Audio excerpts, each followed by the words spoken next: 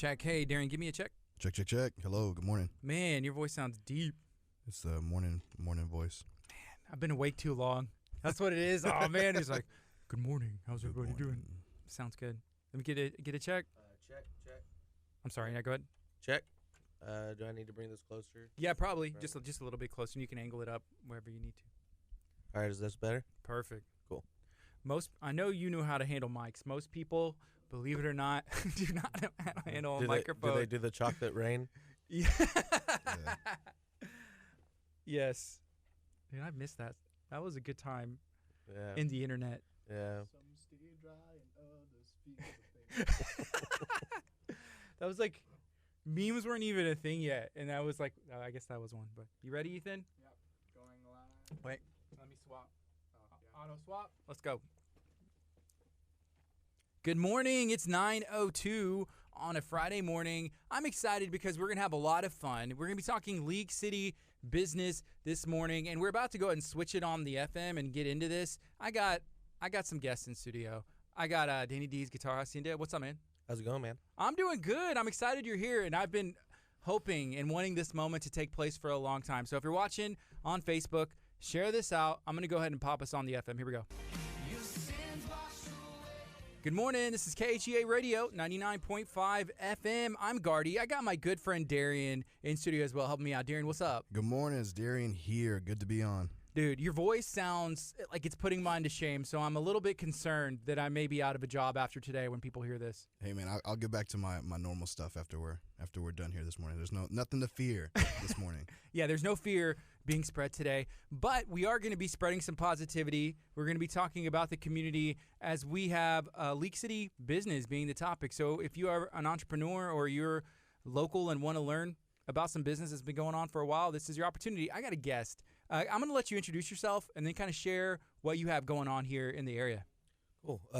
My name is Deacon, manager over at Danny D's Guitar Hacienda in League City, right off of the corner of Highway 3 and 518.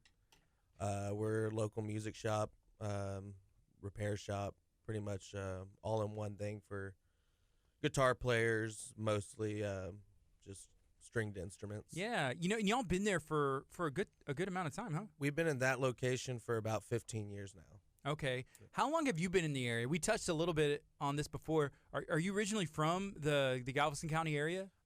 Me personally, I grew up in this area. I went to Clear Creek High School, but then I lived in San Antonio for about 8 years. Yeah. So. Because I asked you, I was like, hey, did you find it okay? And you're like, I don't think I've ever been to Lamarck before. Right. Yeah, this is new to me, but there's so many small little cities here that you get confused. Dickinson, Texas City, Lamarck. Yeah. And San Antonio, it's just San Antonio. San Antonio. Yeah. But, that's cool. Yeah. But San Antonio has a lot of good stuff. Do they have a good music scene over there? Yeah, it's interesting.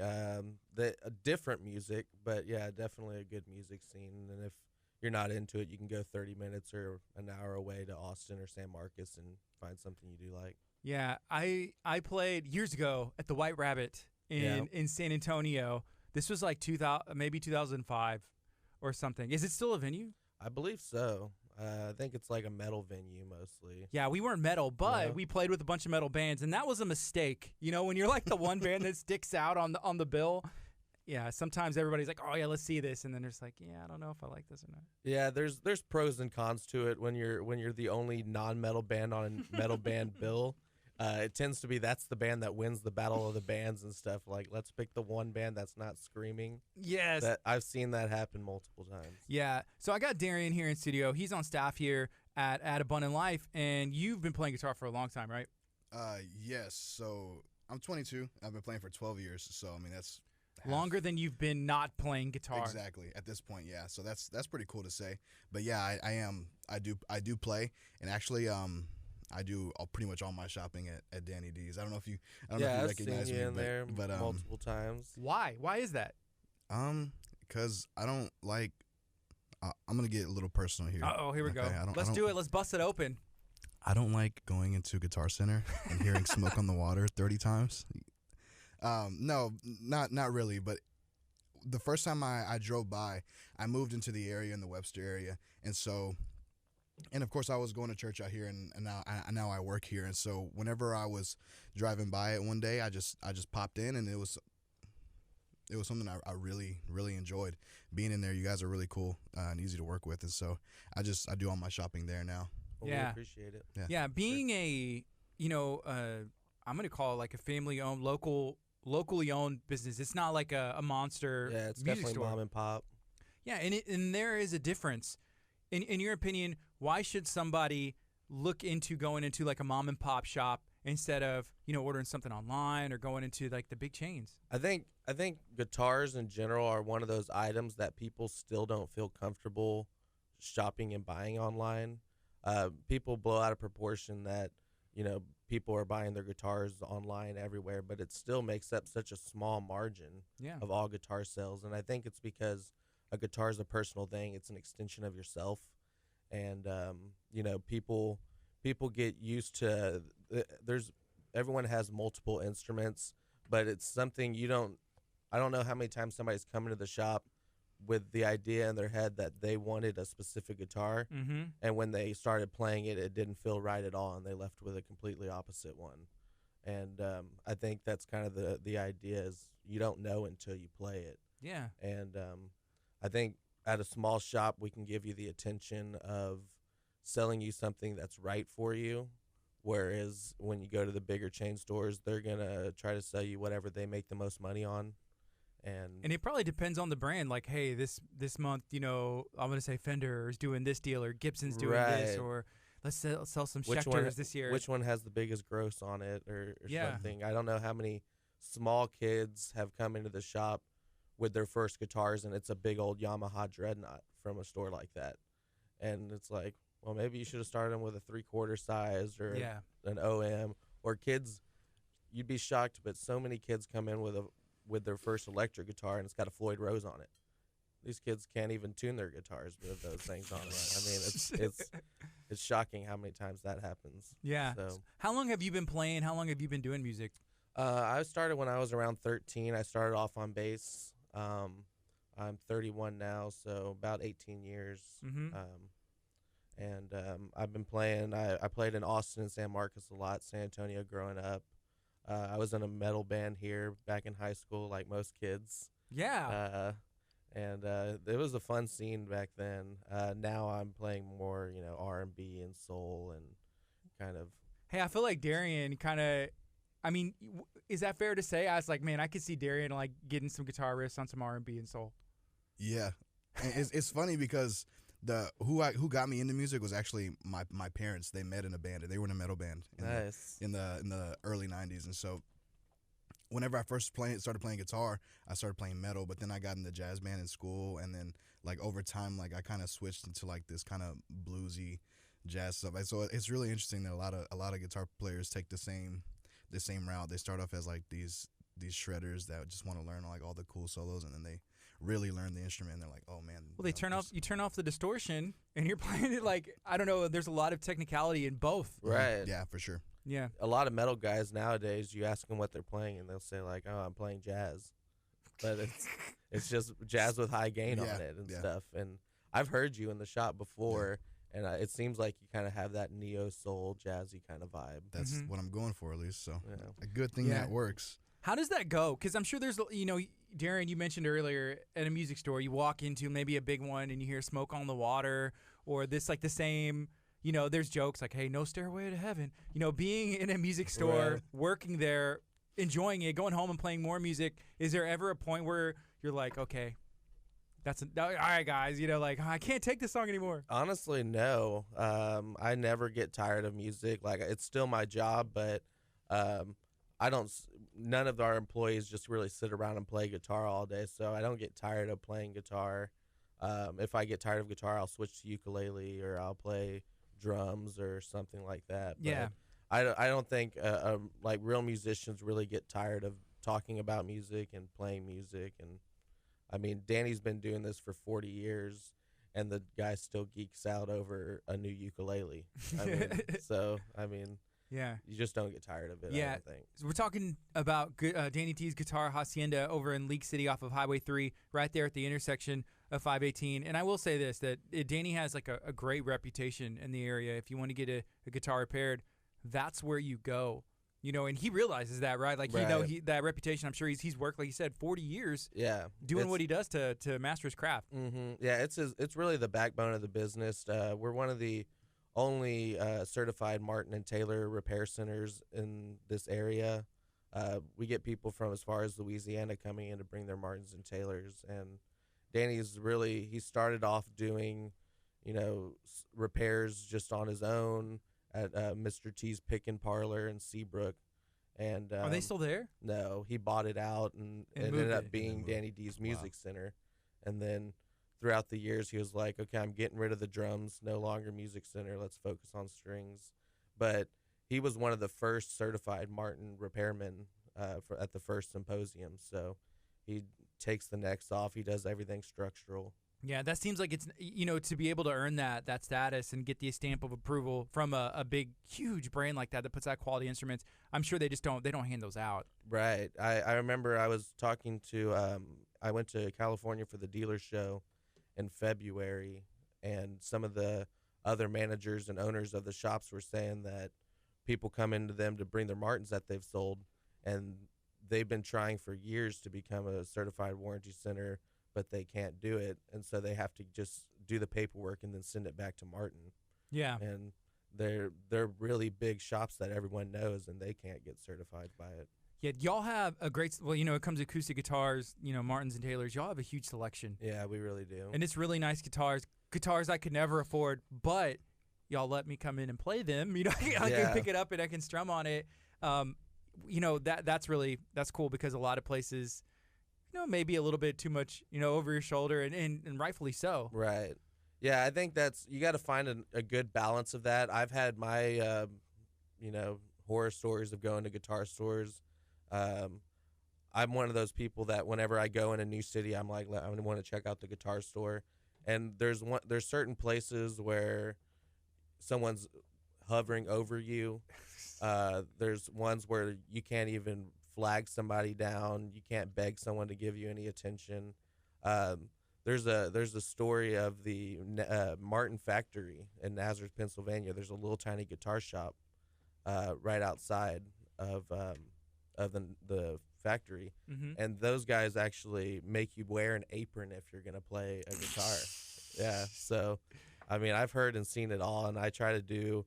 Obviously, we want to make sure none of our guitars get damaged or anything like that, but we're not going to sit on your lap or sit next to you to, make sure that doesn't happen. We want you to enjoy it and play it. Yeah, that's cool. Darren, you're a Fender guy up through and through, right? All the way. Even acoustics. I do like their acoustics, yes. Even with the Fender headstock. That makes them cooler to me. That trips me out. What do you think about that? I like the Fender headstocks on the acoustics. I love Martins. I love Taylors. But I think Fender kind of gives you something different. It gives you different flavor. They got really good electronics in them right off the back, which is a nice feature. But it takes a little while to get used to the headstock. But I actually have a ukulele with the 4-in-line headstock like that, so you get used to it. Hey, what are some upcoming events at Danny D's? I stopped in yesterday, and I think I can't remember exactly, but there's another major manufacturer holding a workshop or something. Yeah, like we're that. having the Taylor Road Show in November. That's always one of our biggest events when we have them. It's basically where some artists, Taylor artists, and people from the factory come in, and they kind of tell you the difference between all the models. There's sometimes upwards of 30 and 40 custom Taylors there, like really weird stuff that you just wouldn't see anywhere else. And there's like special deals and kind of one-off runs, and usually really good playing that showcases some of their newer products too. Do they got to do any like question and answer things? Yeah, All there's kinds of stuff? definitely Q&As, free strings, free shirts, things like that. And they're elixir strings, so get you a free $17 pack of strings. Yeah. Yeah. Well, that's what they come from the manufacturer with, That right? is, yeah. You told me that. I didn't know that. Mhm. That's why I started buying some elixir strings. Yeah, it's funny. A lot of people will go and pick up another brand, and then they'll pick up a Taylor, and they'll say it feels so much better. and I think that has to do with the strings. They got that slicker feel, Yeah. so it gives that guitar an edge. Yeah. Which is kind of interesting. Y'all have a huge selection of all kinds of brands. There was even a brand in there that I had never heard of. I've been introduced, but I was picking it up and I was like, hey, these look cool. Who gets to decide? Is that you going to these shows and just picking like, hey, we're going to carry these, or let's try these out? It's awesome. Yeah, I think Danny's always had a really good eye for guitars. He's great at picking them out. You're not going to be able to guess what everybody's into, but he's got as good of an eye as anybody of what a cool guitar is. And if anything, he will pick one that's too cool, And Yeah. so over the last couple of years, he's kind of helped me do that too. And we go to the NAMM show, and we kind of go in there with a goal and a mindset of different brands we want to carry. Last year, we started. I wanted more pedal companies. So I brought in JHS and Walrus Audio. We had just gotten Strymon about 2 years ago, which is big for worship musicians. Yeah. And then sometimes you kind of fall into one. I remember we had a little bit of time to kill between sets, and I saw the Westminster Effects, who make the Chick delay pedal and all these kind of weird. They're made for worship musicians, but they're all based off of old, events in religious history, but they're just real funny, and it's two guys in North Carolina, and we brought them in, and I think they said we're their first dealer in Texas. That's cool. But Danny is like, he recognizes the hustle a little bit, and he likes to bring in unrecognized brands every once in a while too. Yeah. Are there any new brands? Because I'm trying to remember the one. It's like if you walk into the back room and look to the left on that wall right there, they look really cool. And I can't remember the name of the brand. McPherson? I can't remember. Or Breedlove? No. We are a McPherson dealer. We're one of the few in Texas. Those are kind of your top of the line acoustic. Well, I'm not in the acoustic, in the electric room. Like if you walk Eastwood? Maybe. Possibly Eastwood. We did bring them in recently. They look crazy. Yeah. Like, they make really alternative guitars. it's like it looks like it could be like a half Rickenbacker, half like old school Gibson or something. I don't know. Yeah, we brought them in a while back, and they make really weird ones. They actually buy the rights to old designs, like old Moss rights and things like that. Like they just released the Prince guitar, the Mad Cat Telly. Yeah. But they do limited runs of small batches, and they're really kind of funky and cool. And That's cool. yeah, we wanted something that was just not a Strat. Yeah. We love Strats, but we wanted something weird. Yeah. Darian, you're a big Strat guy and obviously play a lot of worship, but you have ventured out. I think you traded in some gear at Danny D's that apparently I've been playing on, I found out.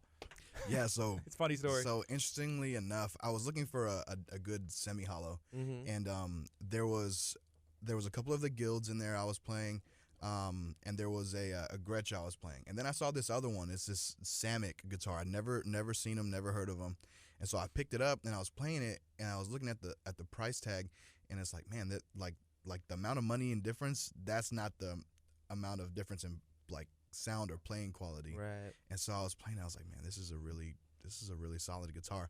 And so I ended up trading in one of my amps and purchasing that guitar. And then he was like, man, yeah, I was in there playing one of the new Fenders, and there was this really cool orange amp in there. And I was like, that was my amp that I gave back to him. Yeah, I think it was the white Samick. Yeah. Yep. Yeah, I white with remember gold that. hardware, and it's like all sparkly and stuff. I like it. Yeah. Definitely worship leader vibes. Oh yeah, we really like the we do a lot of trade-ins, and sometimes you get really cool stuff like that, and our used stuff sells so fast because we price it to go. We're not trying to have it for 2 or 3 years. Yeah, there was So- that 1970s P bass in there that had some it has like a whole bunch of autographs and signatures on it. Did y'all yeah. sell that one yet? We did. We sold it last week. It was a '66 jazz bass with Brazilian rosewood fretboard and everything. Yeah. It was signed by Percy Sledge and Little Feet and Wavy Gravy and all these guys that it was a local musician who just played with all those guys before. That's cool. Last time I took my son in there, he's 6 years old, and about last summer, I put him in guitar lessons, but he wasn't ready. His hands, and he was I don't know, he wasn't ready. So I was like, okay, I'm not going to force you, but, you know, he was interested. So I was like, oh, we'll come back around. So I was like, hey, I need to go buy some strings. We're going to run real quick. And he was like, I don't want to go in, because he'd rather go like to like Target and buy toys or something, you know, like any kid. But he was over there with that bass, just like sitting behind it, like slightly touching. I was like, stop. Why are you going to find the most expensive thing? How do you even know this? Like in the vicinity, like looking around, that looks expensive. You know, I just want to touch it. I'm just like, oh my gosh, stop. And there's something about a music store, and my son, he just doesn't listen. Like he forgets. Right. He forgets like, oh yeah, you're my dad and I'm supposed to pay attention. Nope. Yeah, It's the all rules out the window. don't apply in a Does that guitar happen store. to kids a lot, like in there? I think so. I think it's probably a mixture of the parents kind of being preoccupied and wanting to pick stuff up. Yeah. But I don't know how many times I've seen someone try to like wrangle a kid while checking out a guitar. Yeah. Or something. But it's Halloween time right now, and we started putting up the decorations, and the kids really like the stuff that moves and stuff like that. But last year we had an incident. We had the little hand that comes down, and one kid was waiting for it to come, and it never came. And then when it did, he jumped back so far and knocked a guitar over.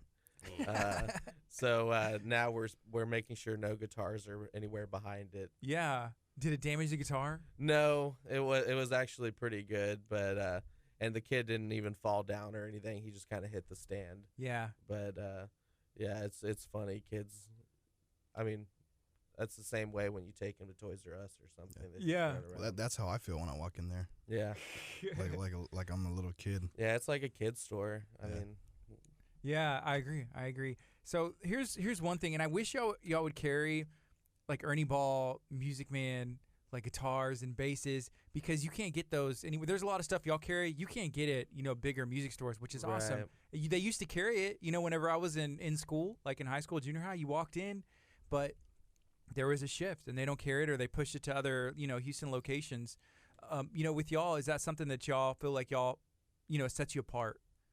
yeah, I think when we bring a brand in, my first question is always, can you get it at Guitar Center? We're right down the street from one. We don't want to carry the same stuff they have. Right. We like to kind of diversify and have completely different items. Like with Fender, they carry Fender stuff, but we're a premier Fender dealer, so we get all the rares and the one-offs.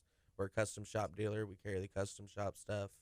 But we've actually looked into Ernie Ball Music Man multiple times, and they want to be in the store so bad. I'm pretty sure I could Make it happen. Make it happen if somebody wanted something really bad. But you know, I always go on Musician's Friend, and they're always having their Musician's Friends deal of the day, and like half of the time it's an Ernie Ball, and I feel like that's probably not a good sign. Like, there's something that makes me kind of pause when coming to those, like they're not selling. And I think they're great guitars. I really like them. I've seen Jack White play recently, and he plays on them now, and they're really, really well-made guitars. Yeah. But you got to put your personal feelings aside sometimes and say, even though I really like something, will it sell in the shop? Yeah. The one thing that I've noticed Ernie Ball has done is a lot of artist models. Mm-hmm. Like that's all, like guitars. They're just doing these artist models, and I wish and it's great to put that on there, but it's like, why so much? Like, just put out a good guitar, you know? Yeah, Petrucci's and the St. Vincent's and all of those different models. Like PRS, you know, they do all the Tremontis and the Zach Myers. It seems like every new model is an artist series. Yeah. Um, You know, Darian, what's your thoughts on the John Mayer drama? Well, that's interesting because, you know, like I love John Mayer and his playing style. I mean, if you play guitar, if you started playing guitar after 2005, like John Mayer has come up in one of your either inspired licks or, you know, songs that you wanted to learn. And so, definitely. man, I know Fender is a really great brand, and it's been around for a long time, but they've kind of, and this is coming from like super brand loyal person who only used to like strictly just want to play Fender stuff. You know, like I've seen other brands that have kind of burst onto the scene more, like they've been around for a while, but more so recently, you know, like with G&L and Sir, these makers that make Fender, quote unquote, like Fender style guitars, because I mean the Strat style and the Telecaster style are such popular guitars. And so like in John Mayer's case, you know, like he went to PRS and I don't think they had a Strat style body before he got there, and they made it just for him. And I saw he actually started carrying it within the last Did y'all sell year them or all? so. No, we actually have 5 in stock right now. I Okay. think, or The Silver maybe Sky? 6. Yeah, all the different, most of the colors. Right. What are your thoughts on all that stuff going on? Like, That was definitely the hottest thing of the year. Everybody was so skeptical, and I think because I'm a Strat player too, I play Strats and Tellies. That's pretty much all I play. I have semi hollows, but I'm always gonna play Strats and Tellies. And when I pick up those guitars, it's a Strat that doesn't feel like a Strat. Yeah. Like it really doesn't to me. Like I'm so familiar. I have multiple Strats, and it doesn't feel like one at all to me. is it better? For me, no, but for other people, definitely. I think they're set up different. They have different necks, and just off the floor, you know, they're not really meant to be like a tremolo guitar. They have thicker strings on them, but they're kind of a Strat that plays like a Les Paul. That's kind of how it feels like to me, like a bolt-on Les Paul. Yeah, that and just like I can't get past the headstock, not being an inline. Yeah. You know, the tuning keys being all on the top, and so and then that, and you know their electronics, like the pots and the switcher just don't feel as high quality. Like I like some resistance. Yeah. And they just kind of just float. You know, they just kind of just move, and so I feel like it'd be easy to kind of move it. I don't know. That was like my one gripe, because I was in there playing the other day. I was playing one of y'all's Strats, and one of the guys in there, I forgot his name. He was like, "Hey man, we just got these in. You want to try one out?" And I'd never played one, and so I played. Is it the Hispanic guy? No, it's another guy. He just started working there recently. Drew? Possibly. Yeah. Yeah. He brought it to me, and I was like, I mean, if it doesn't feel right, it's a good guitar. It's not. Well, we're it's used to a different certain animal. thing. Yeah. You it's know, it's a different thing. when I play Les Pauls and stuff, it feels weird to me. I mean, Yeah. I can mostly adapt to anything, but when you see something that looks like a Strat but it doesn't feel like it, it kind of gives you a weird vibe.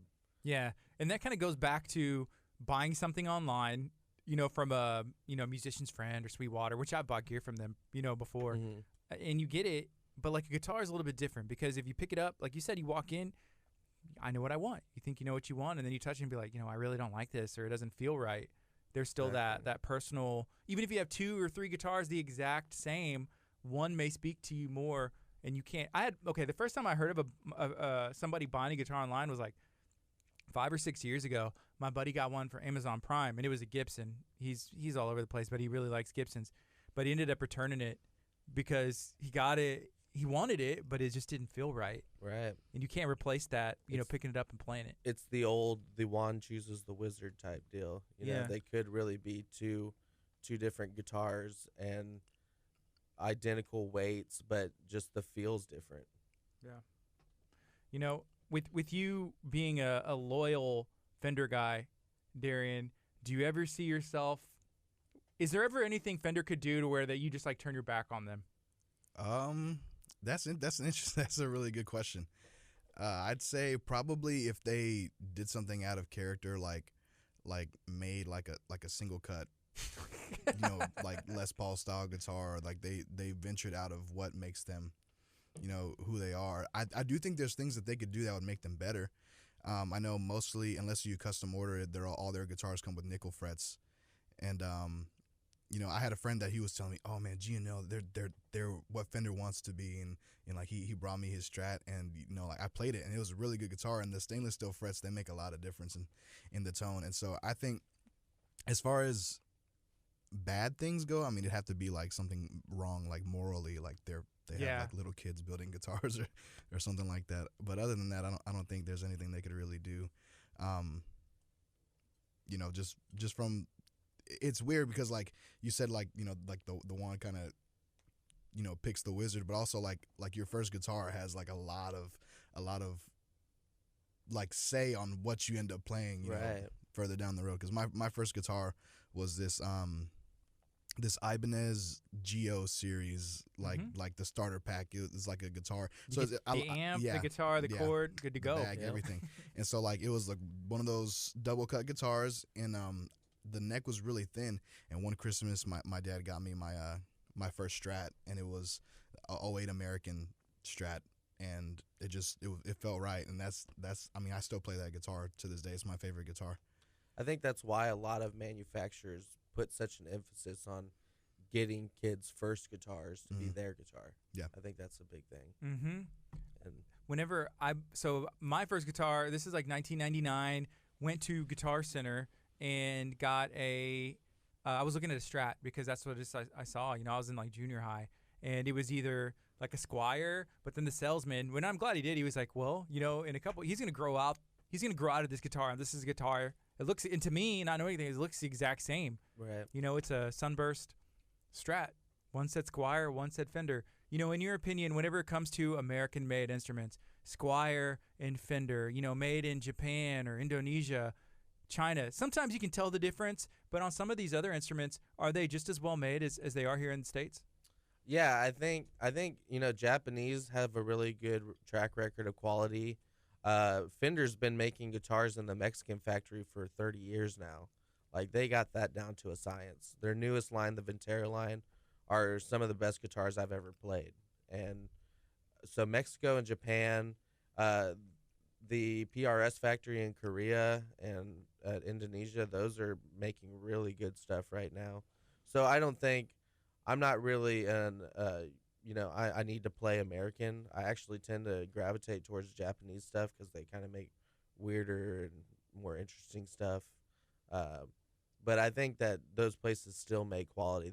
All those companies, all those factories have been making guitars for like 30, 40 years. Yeah. So what do you think about the alternate reality stuff? And I guess if you don't know what the alternate reality stuff is, can you kind of walk us through? It's a Fender thing. Yeah, right? they did the parallel universe last year, and now it's the alternate reality.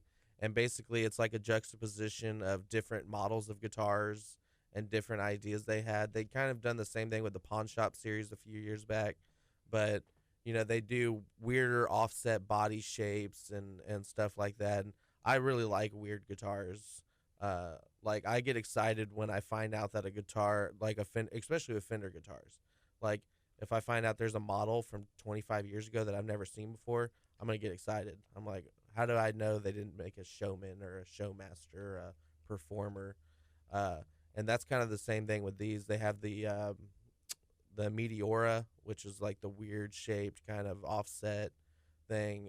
They have the Powercaster, which has like a roasted neck and a P90 in the neck. I love P90s. So my main guitar that I play is an offset Tele, all mahogany neck. Is made in Japan with a P90 in the neck. And so I really like funky kind of weird guitars. Yeah, I like that Powercaster. I think I talked to you about it, and you're like, I don't know if I like it or not. Well, that, and it's like it also seems like they're trying to cater to a different kind of audience too, because like there was this guy I knew on social media, and he took out the neck pickup in his guitar and had like a single humbucker in the bridge, and he played metal and like downtuned and everything.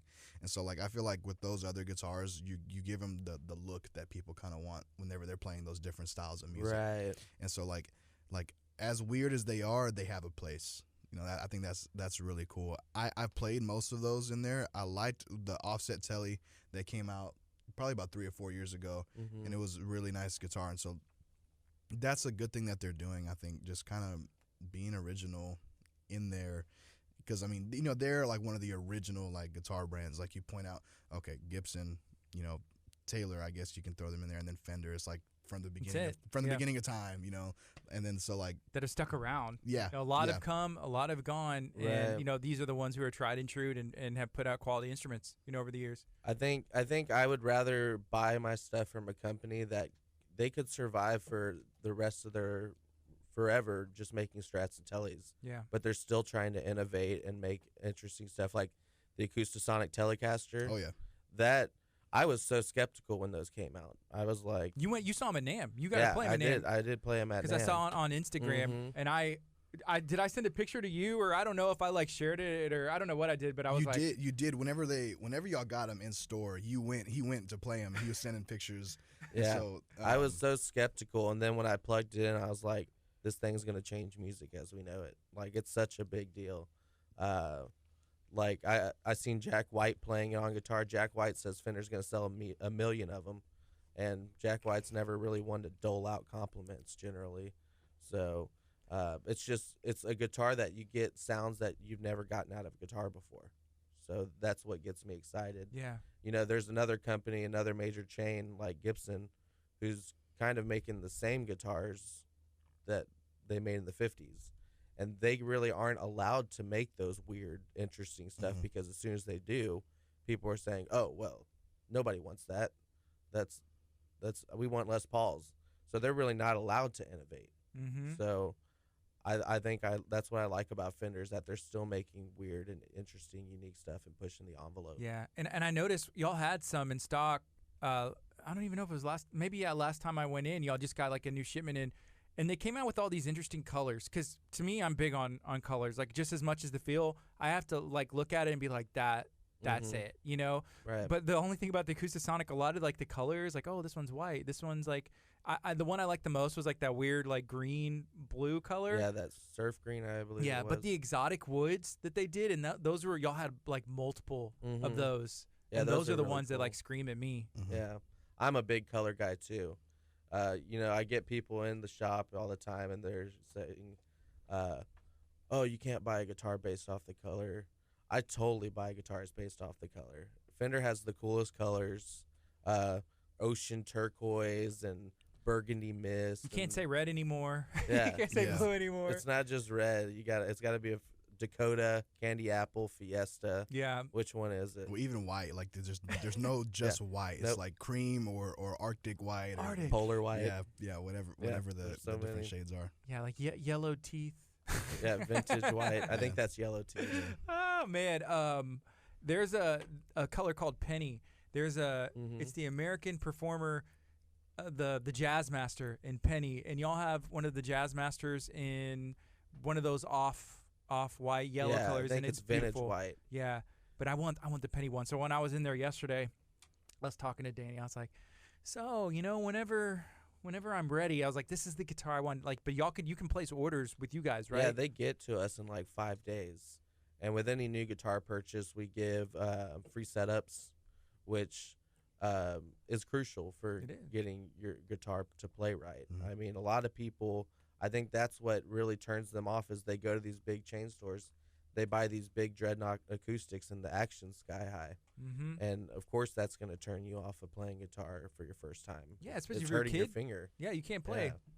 Yeah. And so we get them in like 5 days. We open them up. We make sure there's no damage, and then we set it up, and then we give you a call. And Yeah. we get The stuff other really thing y'all quick. do that I didn't realize until one of my buddies bought a guitar this way is layaway. Yeah. You can go and put money down and then pay on that guitar, because sometimes, you know, especially if you're upgrading, it's a big investment. Mhm. Yeah. And if you want to hide it from your wife appropriately, and you just do it like a little bit at a time, like every time you get paid, she may not ever know. Yeah, that's true. It's the perfect. You It's a leave with a win-win. case. You leave with an empty case. Come back with a I'm full getting new case. strings on this one, you know, and it's empty, and then you just set it in there, and then you just get the guitar. Right. See? Yeah, the layaway, we got a lot of people that use the layaway. We also do financing. A lot of our stuff is interest-free financing, like with Martin and Taylor. So now that it's coming up on the holiday season, we're going to be doing a lot of that. Yeah. Darian, whenever you go and buy, I mean, you've been married for how long now? A little over a year. You know, with purchases like that, do you usually run it through your wife? Yes, you have to. And she's pretty supportive. She's a musician as well. She is. She's my wife sings. I play guitar. She sings up here on the Cool. on the worship team, and so, you know, like I was rocking with that Strat, you know, for till the end of time. Like the electronics kind of went out on it, and I upgraded my pickups through you guys because their American Performer Series had some new pickups. I played it, I liked it, and then bought the pickups that were in it and put it. Anyways, long story short, with stuff like that, you know, she's real supportive, you know, but realistic at the same time. Like she knows I can't drop each check on a brand new guitar, you know. But why not? That's a good question. That's a good question because if I could, I would. But here's the thing. See, I feel like, especially if it's the right brands, these are investments. Yeah. It's an investment. It's not like you're just wasting the money. This will be handed down to your children. It's children's children. It's Right. going to be worth a lot of money one day. Yeah. Well, it's worth a lot of money now, and it's great. And you're using it, and it'll be even cooler. It's vintage. Yeah, I definitely do have to run those decisions by the boss lady sometimes. No matter how big and bad you think you are, the biggest and baddest guys that come in the shop, they run it by their wives too. Yeah. You're not fooling anyone by saying you're not. It's true. We see the text messages. It happens. Well, my wife was in there yesterday with me, and I probably would have ordered the penny Jazz Master, to be honest. And I said that, I was like, man, I said if my wife wasn't here, I probably would have ordered it and just did like because I asked him, I was like, hey, can I do the layaway even on orders? Because I know a lot of times places, and Danny was like, man, we'll work with you. You know, we'll make it work. Yeah, whatever you need to do, we'll make it work. Yeah. And that's what I like, because if you go to a big store, it's not their decision. But I'm talking to the manager and the owner. It's like I'm talking to the people right here who are making these decisions. Right. They don't have to talk to their boss, who has to talk to their boss. And they say no. Yeah.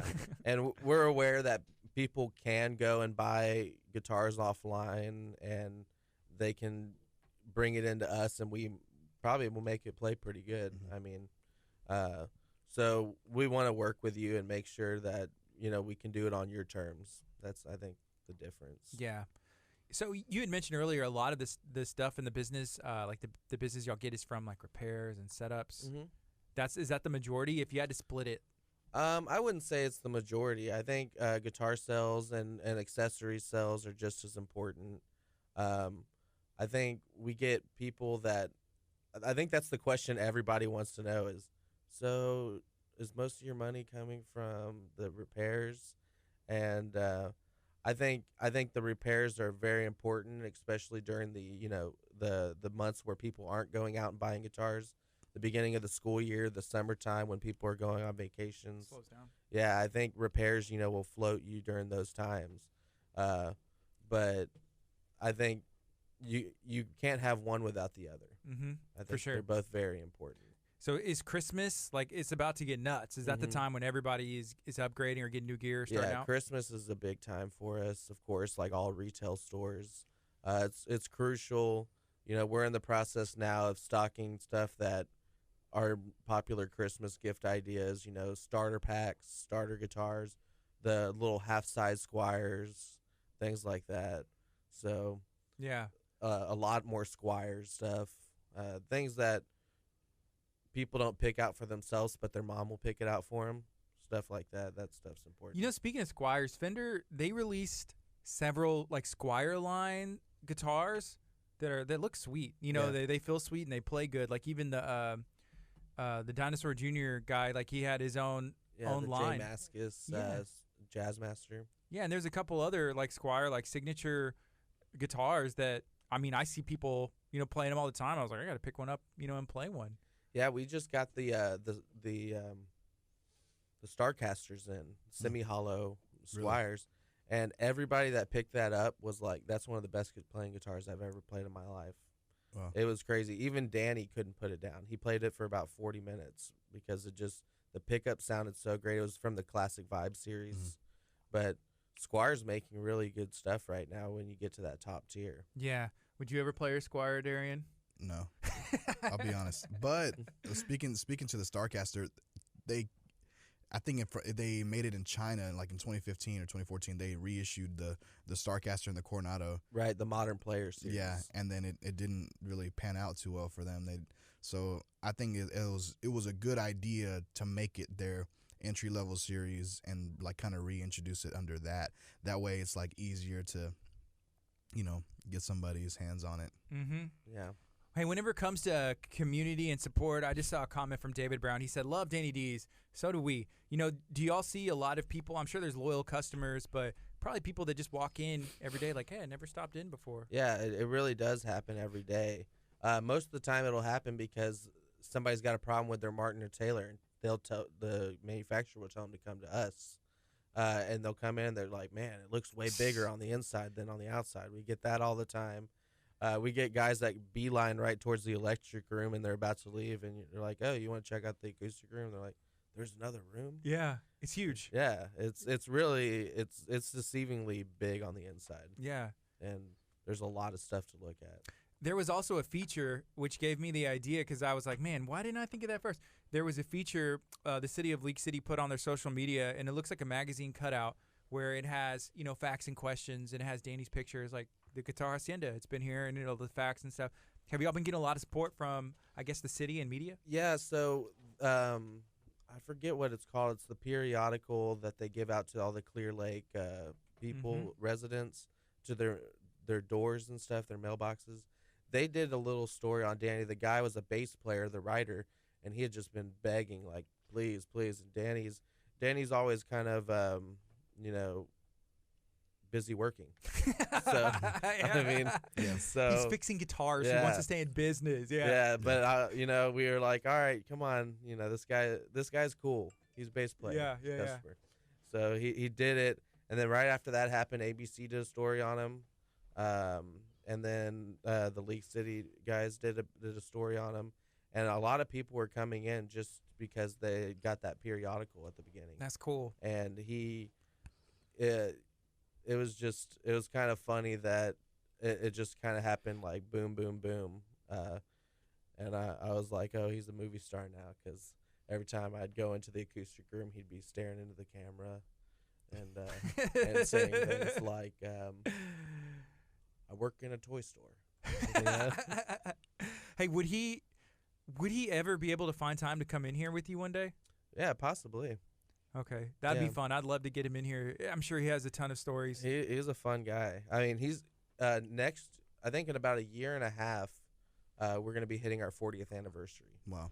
So he's been doing this so long, and we go to the NAMM show and stuff, and they give the Lifetime Achievement Awards for music store owners and stuff, and all that stuff. You're seeing them 40, 50, 60, 70 years of being in business, and then you realize Danny's right there with him. Mhm. Like, we're so lucky to have a place that's not Guitar Center. I understand. Yeah. There's so many times where people come in and like, I need this screw, and Danny's got a big old pot of screws from.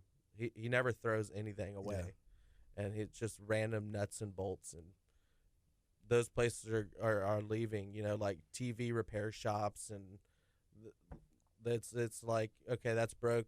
Just invest in another one. Just buy another one.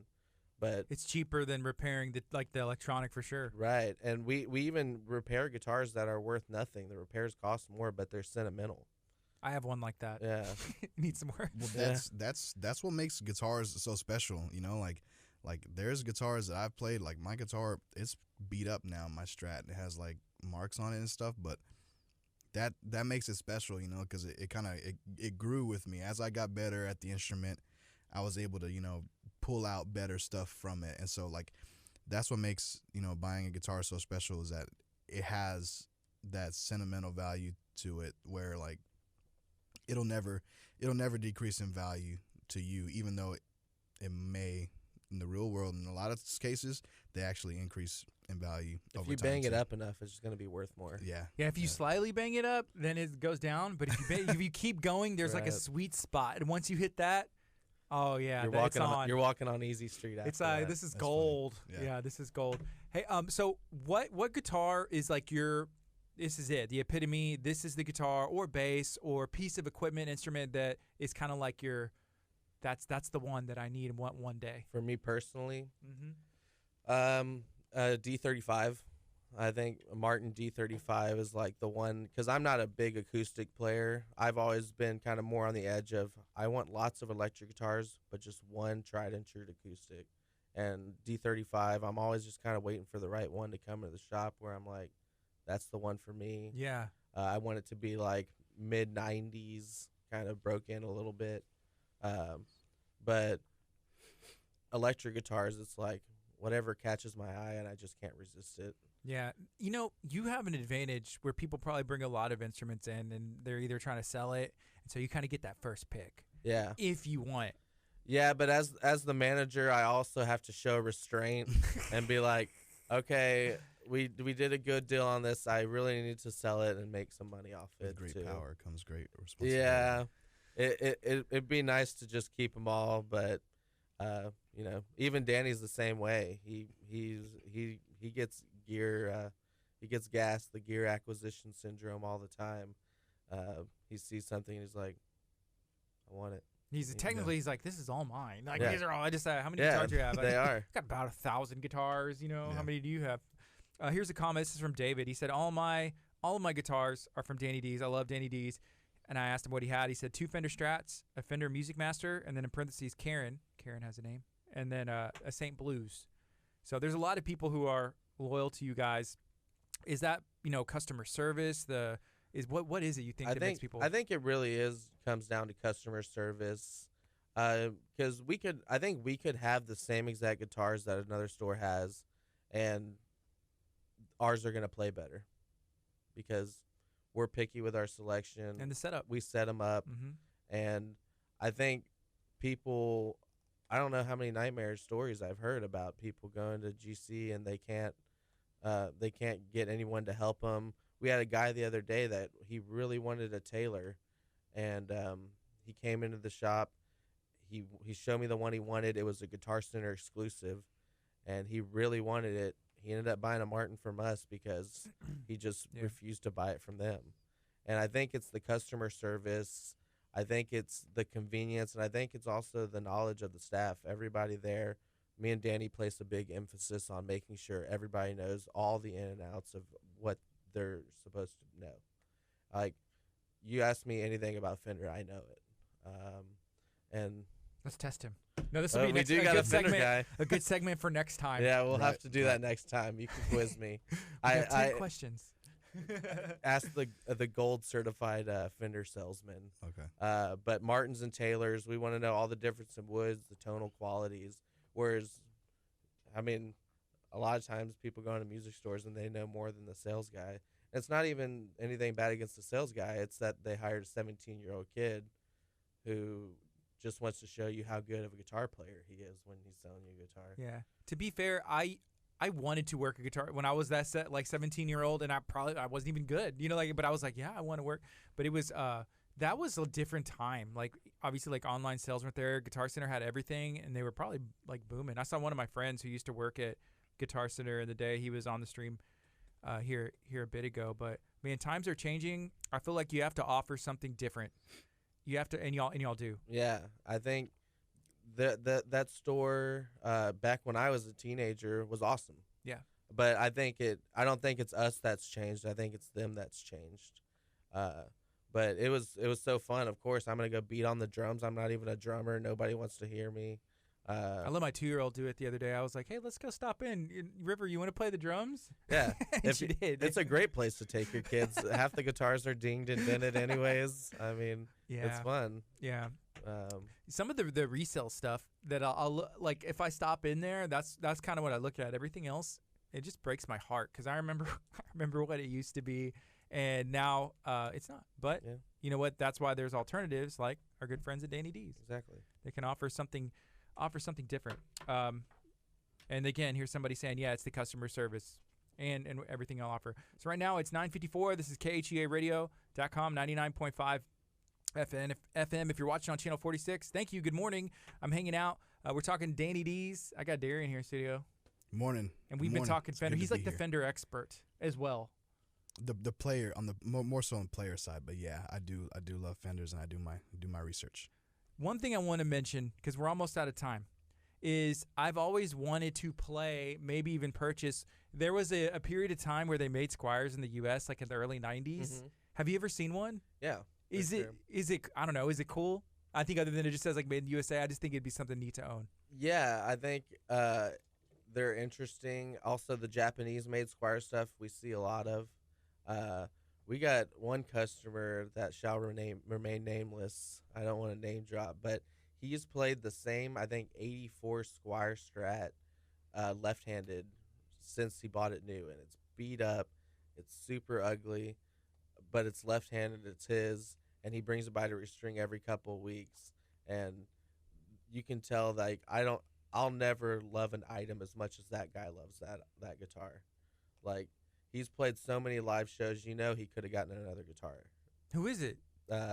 His name's Art Lopez from the Mambo Jazz Kings. Ah, okay, yeah, I know the Mambo Jazz Kings. Yeah, cool. Yeah, so I mean, it's not about the most expensive guitar. It's about whichever one you like the most. Yeah. My goal is to sell you a guitar that makes you a better guitar player. Okay. That's the big thing. Hey, is there anything else you'd like to share while you're here today? I would just say, come by the shop, come play some guitars, come talk gear with us. We're always down to. Yeah, I agree. I definitely will. You'll run into Darian. Maybe you'll run into me. We don't work there. just hanging out. Yeah, we Can- might see you. Cool stuff. Yeah, we'll have to stop in. I think it'd be fun, and I was talking to Darian about this. If y'all were open to it, to doing some like fun production stuff there, or even like a short like review, like, hey, this is this is the Powercaster. What do you think, Darian? Just like a short video like in the store, and then just Yeah, post it. we're actually working on being able to do more product demos and stuff like that. I think that's a big thing for shops nowadays. It is, yeah. And we have a lot of, we want to do it kind of different and weird. So, but we'd love to do it with you guys too. Yeah. Let's go. There's one spot out in California real quick, and every day they do a different type of instrument. So like Telly Tuesdays, Norm's Rare Guitars. Yeah, Norman's Rare Guitars in Yeah. California. So you already know Yeah. they're like, hey, this is what we got in today. They go into the back, they open the case, they play it, they demo it, they go through all the different sounds you can make with it. So I think something like that would be really cool for you Yeah. guys, especially because us here at the radio and here at the church, and you guys, you really pride yourself on being homegrown and an organic experience as far as really being personable. Yeah, definitely. Awesome. Well, It's make cool sure you go stuff. check out Danny D's. Hey, thank you for hanging out today. Yeah, thanks for having me. We're going to take a quick break on the FM. We're going to keep it going on Facebook. If you have any questions or thoughts, maybe you want to get a hold of Danny D's, ask on the stream. I'm going to make sure that the Deacon has a link to this later, and you can share it out or respond to any questions or comments people have. This is KHEA Radio, 99.5 FM. Stay tuned. We got Matt Redmond coming up next. Boom. Cool. Thank you. And y'all got some great radio voices. Well, yeah, Darian does. It's putting me to shame over here. I was shocked whenever I watched some of the videos before I came on here, and I was like, this guy's totally got a radio voice. I didn't have one. I feel like You had to grow in. I had to grow into it. You Yeah. could do traffic or something. I'm down. He's like, and I-45 is still under construction. It's been under construction for since it's been completed. Get used to it. Yeah. Cool. Nah, I had a good time. Cool. Yeah, we'll have to do some. Yeah, definitely come back whenever you'll have time. And I'd love to go and like set up and do like a fun demo or just whatever, just Yeah. because this is what we like to do. Yeah, So we like to videotape ourselves. It's not weird. just like to mainly play them, and then the video, it's like, come buy this so I don't, Yeah, right. Cool. Well, thanks for having me, guys. Cool. Hey, well, I'll see you soon, okay? Yeah, I Hey, know man. you will. See you Good later, seeing you, buddy. man. Yeah, have a good one. You too. What's up, folks? Hey, next we're going to be talking to Strawberry Hill Upcycling. Are you going to hang out? You want me to? Sure, yeah. No. Because if you have Okay. genuine questions, that's my favorite. You Whenever said strawberry. Strawberry Hill Upcycling, they're Uh-oh. having an event tomorrow. I'm going to be there. That's my plan. Okay. What's up? Hi. How's it going? I like the color. So we were talking about guitars. Yeah. And this is, in my opinion, that's that penny color. Yeah. So Penny, there's a guitar. Danny D's is in League City at 518 and Highway 3. And they've been there for like for a long time. And I was talking about a guitar that I really want, and the color is Penny, and that's it. Dusty Rose. That's called Dusty Rose. See, I like both names. That's how they name their colors though. It's not just pink. Like they have like shell pink or Dusty whatever. Rose is a color from the Yeah. early 90s. Dusty Rose. All right, I like it. How are you doing? I'm doing good. Since we have our big event tomorrow and Mom has autoimmune issues, like she just could not get out of bed. So Yeah, I saw. Is she doing okay? Because I saw you had posted on social media, and there was, I guess, I don't know what was going on, but just like some health stuff, I suppose. But is she doing okay? not really. No. Mm-mm. And like the doctors, are they able to They're like just- help, or they know what It's it is? so complicated, and we're having a hard time people like listening to her. Right. So we're just going from doctor to doctor right now, and her health is slowly declining, and she also doesn't eat well and Yeah, all that stuff. So I feel you. it's one of those things. I'm lucky that I went into remission and got better just in time for all To of help. this to happen with my mom and my nana. So Man, that's tough, especially being a business owner, finding the time to be able to do everything. Because at the end of the day, family's counting on you, and then Yeah. business is counting on you, and you still need to keep going. How do you find that time and strength, really? are we on the radio now? Well, we're on Facebook. Okay. If that's okay, I No, don't know. that's fine. Actually, if you could scoot this a little bit closer. Closer. Okay, that's perfect. I feel like I'm in a beauty pageant. Get close to the microphone, Melissa. I don't know. Like, some days I've always used the phrase, you gotta laugh to keep from crying. You know, you just keep going. You keep going. I've got 3 dogs, but I get home every night. I got 3 dogs. They're hungry, so I do that, and next thing, clean the house. And mom needs dinner. Go over there and make dinner. You just do it. Yeah. Are you a fan of The Office? Have you seen Like any the of the show? Yeah. I've watched the UK one. Oh, did you like it? Yes. Very Okay. dry humor.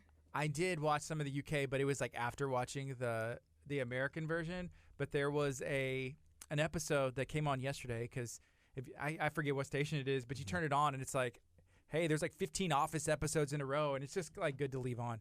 Michael Scott left. He left Dunder Mifflin and started his own, the Michael Scott Company, paper company. And there was a point where Pam left with him, and she was like making a list, and it was like, okay, let's make a list, because sometimes, and it was actually really good advice, and it was like, man, I don't know how I'm going to get through the day. Let's make a list. Start with the easiest thing first, Yeah. and you take it a step at a time. Mhm. And just you talking about that, like, hey, I got the animals, they count on me. I got the business, and you just take it a step at a time and kind of go with the Yep. flow and knock it out. Yeah. Whenever people come at me with, I need this done. Okay, well, tell me what's the most important. Let me prioritize, and then I'll eat somewhere in between there. Yeah. Man. So let's go ahead and go on the FM. We'll get you introduced and share about the event tomorrow and All everything right. else you got going on. Yeah. All right, here we go. Good morning. This is KHEA Radio 99.5 FM. Right now it is 10:03. I'm Gardy. I got my good friend Darian. What's up, man? Good morning, people of KHEA. Good morning. Hey, did you have fun talking about Danny D's? Definitely. Guitars is my favorite subject. Guitars and gear. Always. Yeah. So today is I'm gonna call it like a League City business show. And I love League City. I live there, and it's a great opportunity to share some cool events that are coming up and some opportunities for you to just support local entrepreneurs, local businesses. With Danny D's, I was trying to think of the right way, but he was like, yeah, we're like a mom and pop music shop. Mhm. And right now we're about to switch it up. My next guest, I'm going to let you introduce yourself and share the name of the business and what you got going on. So my name is Melissa Lowe. I'm one of the owners of Strawberry Hill Unique Upcycling Boutique in Lake City. We are a mom and daughter owned upcycling boutique. So we take vintage, antique home decor, gifts, and we flip it. Chalk paint, milk paint, distressing, dark wax, everything you see on DIY networks and HGTV. That's what we do. We spend our life painting, and we love it. Yeah. And can you do custom pieces? Like if I have something and I bring it to you? We do a ton of custom pieces. In fact, I think that's the most of the painting that I do. We do a lot of like furniture in the store, but I have people message me with 10 pictures from Pinterest, and they want one piece to have something in all those 10 photos. And so I've got to find a way of like mashing it all together. And I love what I do. I get to be creative, and, I get to meet a lot of people. Just yesterday morning, I have a friend who's been with the store shopping with us for a long time. She's redoing her kitchen cabinets, and she knew it was a huge project. And I took paint over to her in Bay Cliff yesterday morning before I opened the store, so I got to go into her house that's being remodeled and look at the cabinets and give her advice and look at everything that she's redone. And so we love what we do. We get integrated into people's lives. It's fun. Cool. Hey, Darian, have you ever heard of upcycling? I have not, but If you had to guess what it is, even just off of what Melissa just shared, what do you think it is? you said not based off of what she No, just said? based on what she said, yeah. Just decor, renovation, decor. I don't know. I feel like my wife should be in this. So 'Cause every time we go to like any store, she's in the home decor section. Especially we're moving soon, so she likes to do yeah. that stuff. So upcycling is upscale recycling, the two words kind of mashed together. Okay. So we take old pieces that people would generally throw out or don't want anymore, and then we give them new life. We give them new value by painting or refurbishing or repurposing them. So upcycling. Yeah, and it's a good option because you can have something that maybe doesn't look the best shape or it looks dated, and it creates it's like a brand new piece. It is. And also one of the greatest things about our store that we hear from so many new people and returning clients is when we can get our pieces that are already shabby on the side of the road, that cuts down the cost. So we tend to be cheaper as far as redoing your entire house and being able to get the big pieces that you want because we were able to get them at a discount, or they were given to us. So, and you're just paying for the labor and the love that goes into it. All right. And where are y'all located? We are at 240 Park Avenue in League City. So if anybody's familiar with the gazebo, which is now pink. It is. I was Yes. standing on my porch at the store the other day, and It's I was dusted talking to rose. customers. I was like, "That's pink. Is that pink? Is that my eyes?" And they're That's like, "No, Penny." it's pink." It's Penny. So if you're familiar with the gazebo, just turn down the road the opposite. There's Founders Square, cute little shops right on the corner. There's another set of cute little shops just a little further down past all the construction. It's actually Old Town Square. Cool. So I stopped in. I mean, that was probably like after y'all came on, which I'm glad. I'm going to try and make it out there tomorrow because there's a really cool event, and we're going to share about that as well. But is the pink gazebo, is that going to be able to get more people? I guess it's a good landmark. Look for the dusted rose. Look for the, the slightly peach. But y'all have an event tomorrow. What's going on? So tomorrow is our Strawberry Hill Trade Days. This is actually our third one. We were going to do it annually, but people ask us to do it in spring. So this is our third one. But our fall one is always the biggest. So we actually rent from the city that parking lot of the blue building that's across from us, and we rent the parking lot. And it's nice and clear. I stopped by the store this morning before I came here, and they're cleaning it up. But we just fill the whole thing up from 518 where that parking lot starts all the way up to our store filled with vendors. And this year we have really unique vendors. We've got people who didn't want to put their parents' stuff into estate sales, so they're just bringing furniture and collectibles and items and home decor, and they're just setting up a booth. So you've got kind of like flea market-y, antique-y type stuff, all the way to food vendors. We've got Rolling Republic Barbecue, which is like legit my favorite. Wendy and her husband are fabulous. They do a lot with Strawberry Hill, the community, and the Dog Park Association. So it's just a fun day of shopping, vintage, unique, local. The biggest thing is shop local. We've got a lot of holidays coming up, and you need to support your small businesses, shop local, and this is a great way to do it. Plus, it's going to be the cold front. I heard the cold front's coming in. It's going to be cooler, so. I heard that too, and I keep looking out the window and checking my phone and walking in here. It's coming. That's what It's coming. I'm about to check again, but we're going to have to keep speaking it into existence. Have you seen anything about the weather? I have, and I will be honest, I made a mental note yesterday. I was moving like a bunch of cases of waters from my car. Yeah. I was like, this is actually not, it's actually not Necessary. unbearably hot today. Hey, so it wasn't bad, but it's not good either. Speaking of cases of water in the car, I saw your wife on social media shared a meme that said, "Hey, it's about to be the weather where I can leave a bottle of water in my car at night and drink it in the morning again because it's not too hot melting the plastic and I'm drinking, It's drinking true, plastic." though. It's true. I do that all the time. My mom gets on to me. Melissa, what gets you excited whenever you see like a new project, whenever you have an idea that can help the community? What is it that gets you excited being, in what you do? So I always like to say that my parents created me to help, whether it's from little chores as a kid to being able to help the community. And if we see a need, I feel obligated to fulfill. That's how I get my satisfaction in life. It's like, how can I help? And it's just little things. Like a couple of days ago, I was at the store. It was kind of quiet. My mom's best friend came in. She's like my aunt, and she was driving by. She's on the rodeo committee with my mom. And she said, "I can't figure out how to pay my rodeo dues, and it has to be paid today. Can you help me?" And so we just stopped in the middle of my store. I figured out how to pay her rodeo dues, got her all set up for her committee and everything. And I feel like because we're so involved in the community, we have a lot of people who come to me and say, "Hey, can you help me with this? Can you help me find vendors for this event? Can you help me start this? How do I get my Facebook set up?" and stuff like that. And I think that that's where the excitement comes from, knowing that people feel open to coming and just asking me for help with anything. Mm-hmm. And I never say no. You never say no? I mean, for the most part. I'm going to start asking you for help. No, I need no, a lot no. of help. That's not an open invitation.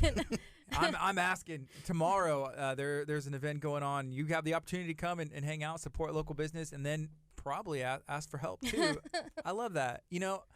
Is that the way your mom has been, I guess, and kind of raised you, you said? Yeah. Just to be able to always help if possible? Both of my parents were politicians in the county and the city, and so they were leaders, and they were always looked to. And, I was kind of in the limelight as a child, and Melissa was there to to serve. And I just kind of took on that service attitude, and anywhere that I can, from my church to my community. We started a nonprofit with a store, and Yeah.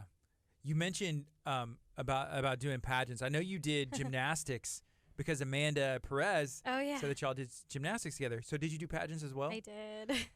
Did all that stuff kind of prepare you for where you're at today? Like even just to be here, I guess. You know, it really did. It's funny. The other day I was painting furniture in my garage as usual, and I always have Netflix going constantly. Like there's always something to watch, and I watched this documentary on pageant girls from the 90s, which is what was my reigning era, Yeah. as you would say. Just winning left and right. Yeah.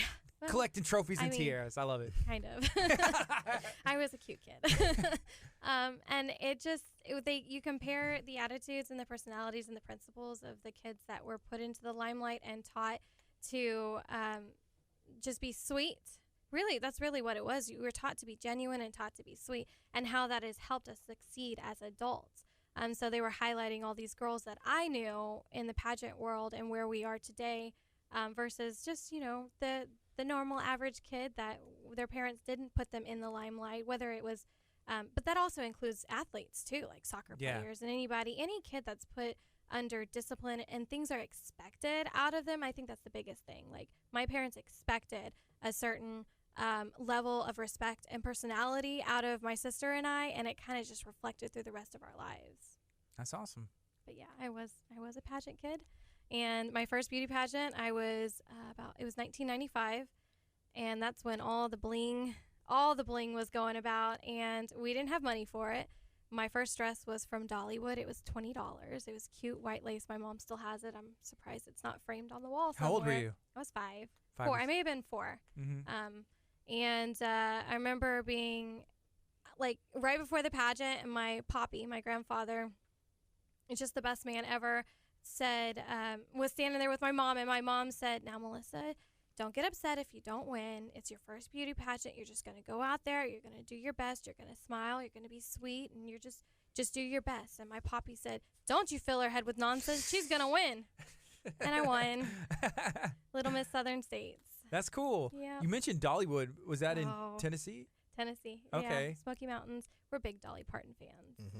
Mm-hmm. Big Dolly Parton fans. I vacationed over there. We went camping in the Rocky Mountains. Like there's like Dolly Parton World. And, Oh yes. Um, It's heaven. yeah, it's really cool actually to see. Is like her face is like on all these billboards and stuff. I've never been. You need to Yeah. go.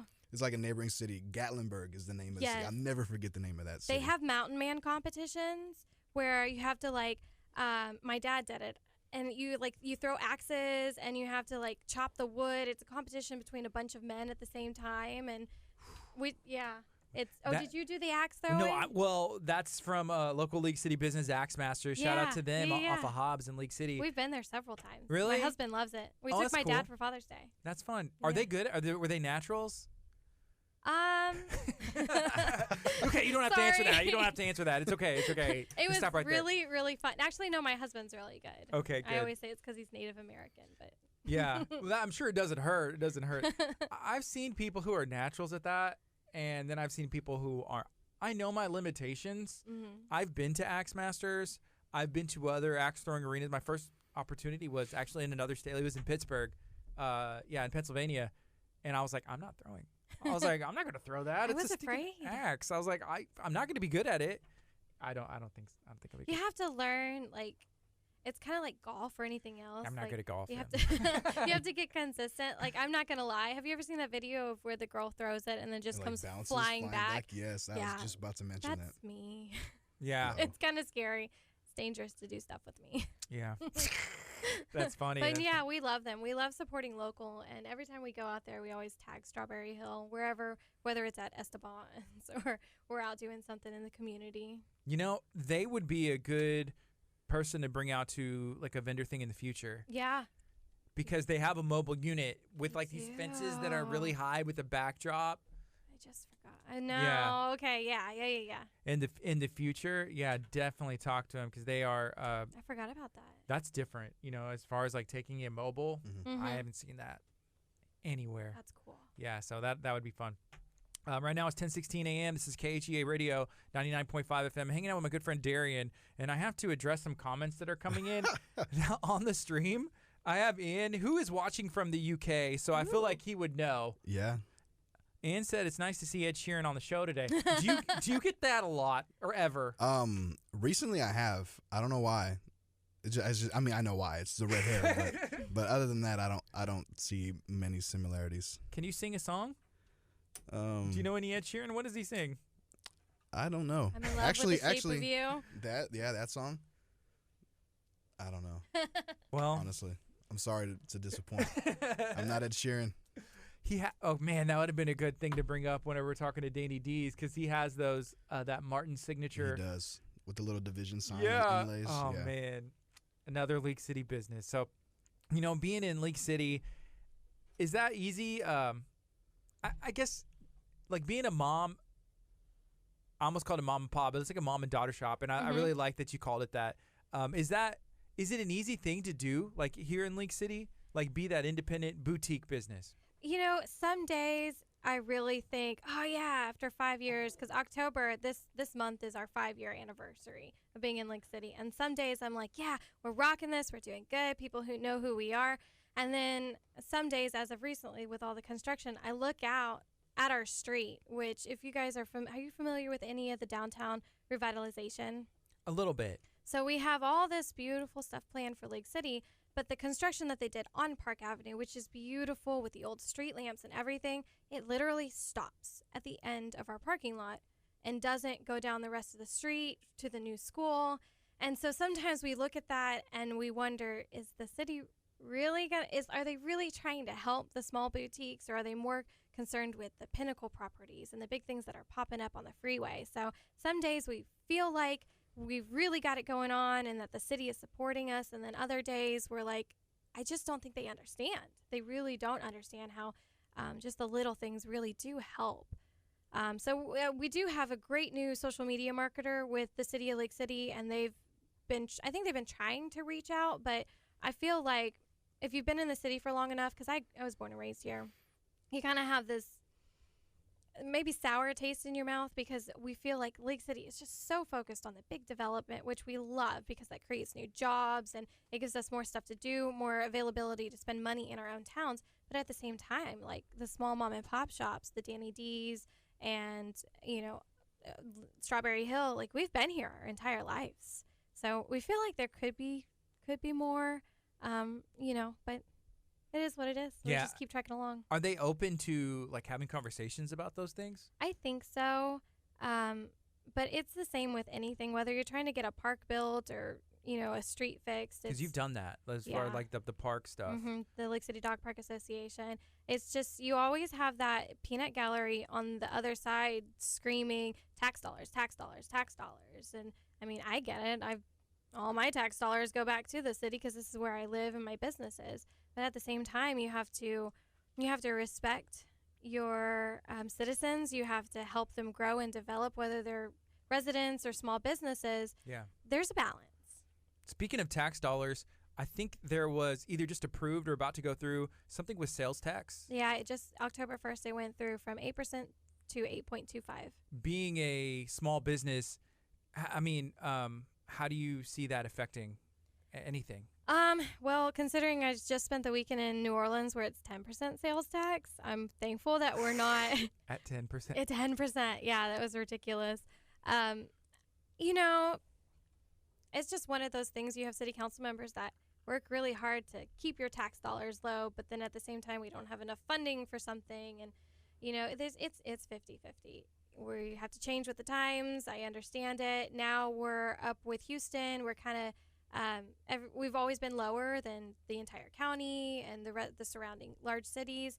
So we're kind of even with them now. But I'll say this. If we can see our tax dollars going towards fixing the rest of our streets and including the entire downtown revitalization area instead of just the main small spots, I won't have a problem with it. Yeah, the city of Lamarck just went through something like that where there hadn't been an increase in taxes in like 20-something years or something like that. but there's a lot that they're trying to revitalize, like a downtown revitalization. There's, new fire stations. We need new fire trucks. We need to hire more city employees. And I had the opportunity to read through the budgets and the proposals and the Good. breakdowns, and that was pretty cool and interesting because right now I guess I'm at least informed in a way that I've never been in my entire life, and I think it's important that more people take interest in that. Yes, get involved. Yeah. Figure out where your tax dollars are going. Mm-hmm. And then if you are okay with it, then you can vote. You can vote, be like, okay, yeah, this is where it's going, A, B, C, D. I'm okay paying 0.25% more sales tax or paying an extra, if it boils down to like, hey, I'm paying an extra $50 a month or $10 a month and, $120 a year, based on your house. It really, when you look at it broken down like that, because everybody here is like, more tax, what? No, we Yeah. already pay enough. And it's like, well, we're going to get this and this. Okay, it makes sense. Yeah. And then you make sure that they follow through on But that. if you're not okay with the way that it's being spent, then Say you're not. You've got to speak up. You've got to use your voice. I mean, we created the Lake City Dog Park Association. My mom and I founded it. And that was created because we were not okay with the money being spent on other things versus the 40% of people in Lake City who had a dog and wanted a dog park. So you've got to get involved. Yeah. Darren, do you have any pets? I have a cat. No, I have a cat too. I have a cat, and I've always been a cat person. We never really had the yard for a dog, and so recently my sister-in-law got a French bulldog puppy, Ooh. like probably about a year ago. So it's probably like a year old now, and that's like my favorite dog. That and my mom, she adopted a dog, and he's like a big old German Shepherd dog, Aw. and he's like 12 months. I mean, a year, and now a year old now, but he's still like just a Has he big grown into his puppy. body yet? Yeah, no, he hasn't. He's I don't really think they ever really do. long, but he's still super skinny, and it's like he acts just like the puppy Frenchie does. He's just 10 times the weight and size. We love dogs. Our store is pet friendly. It is? Yeah, we have a lot of dogs in there. Usually my dog's with me. And you said you have 3 dogs? I have 2 that are actually my own, and then I have my sister-in-law's dog, which we were only supposed to have for a couple of weeks. So you We've have had him for 8 months. the three dogs, 1 cat. Have you always been a pet person Yes. and passionate enough to start a dog park or an Yes. association? Always been big into rescue. I am the stop every road or every car on the road kind of person while I get the dog off the freeway person, and then Yes. bring them home, post them on social media till we find their parents. That's who I am. I named the 2 possums in our backyard. Did you say, what are their names? Harry and Glenn. Harry and Glenn. Where did that come from? Just because? I mean, Just seemed right. yeah, they just What's your name? came into my head. They Yeah. spoke to me. There was a video floating around, and we ended up sharing it, but it was in Dallas, of horses running down the Yes. highway. And I saw a comment. This is from Amber Murphy at Butler's Courtyard. yeah. And she said, hey, how come no one, where are the people trying to stop and help them? And I don't even know how you would go about doing that or how they got onto the highway. But that was nuts. It is nuts. Did you see that video? I did. It's like 5 or 6 of them. Yes. Just And like horses. galloping. Unless wild you know horses. what you're doing, like you could actually really get hurt. For Yeah. sure. Especially on the highway. And hopefully people, you're paying attention when you're driving. You can navigate away and then Yeah, but you don't block expect down to the see a road. horse. No. Negative. How many horsepower is that Right. thing? There's a lot of jokes in there somewhere. I don't know how you would wrangle them Right. up or where they were going and they're heading north. I have no idea. Right now it's 10:24. This is KHEA Radio, 99.5 FM. It's 10:24. We're talking to Melissa with Strawberry Hill Upcycling Boutique, Unique Boutique, Unique boutique, yep. which is having an awesome event tomorrow that you are able to attend. I'm going to try and stop out there as well. A ton of local vendors, get some shopping done.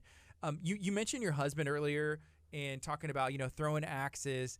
Y'all are slightly newly married, right? 9 months. 9 months. Okay. How's that been going? Oh, I love it. We're a match made in heaven. He is my best friend. He's hilarious. In fact, last weekend we rented a coach bus through our store. We like to do ladies who shop trips, and we'll go anywhere. But last weekend it was like the trip of all trips. We went to Round Top, Warrenton, and Junk Gypsies.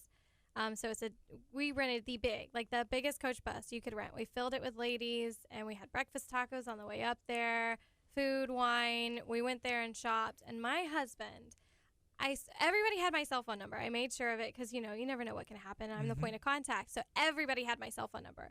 No lie. The day after, I received about 2 or 3 dozen text messages on Facebook saying, "We love your husband." Was he the driver? No, he wasn't the driver, but he has been the driver before, and I think that would have slowed him down if he was the driver this time. But no lie, my husband talked the entire 2-hour ride up there and the entire 2-hour ride back, and he was like standing up entertaining the entire bus. Like he's just I love him. He's perfect.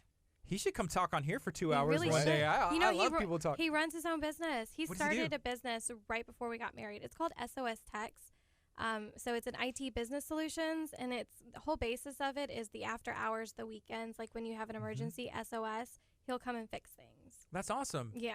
So Yeah, he would love that. Would he be down? Oh, yeah, absolutely. He's listening right now. Hi, babe. We'll have to get both of y'all to come on together. That'd be cool, and Yeah. he can share about that as well. Because I He love can fill up your learning. hour, that's for sure. Really? Yeah. That's Seems exciting. That's cool. You said Round Top Gypsy something? Where is Round that? Top Warrenton. It's about 2 hours off of 290, and it is so twice a year they do Antiques Weeks, and it's like 17 miles long, maybe like 12 miles. That might be an exaggeration, but it's just tent after tent after building, and it's just flea market, nice stuff. It's like our dream, upcycling. And then Junk Gypsies are the 2 sisters who redid Miranda Lambert's trailer. Okay. And so they're partnered with Miranda Lambert and her winery and everything, and they redo the furniture that you wish you could get your hands on. And so when you go to Round Top, Warrenton, that whole area, you can get your hands on those huge French provincial pieces of furniture that we can't get down here. Wow. Oh, it was so much fun. I remember being a kid and my mom taking me to flea markets, and just the name alone, I'm like, why are we coming here? Yeah. Why? But I remember like sometimes they would have like toys or like little knickknacks, and that's kind of what I was like, okay, fine, let's go, but we got to stop here, you know. But this sounds like it's a flea market, but it's different. It offers, you know, probably some of the knickknack stuff, but really amazing stuff as well.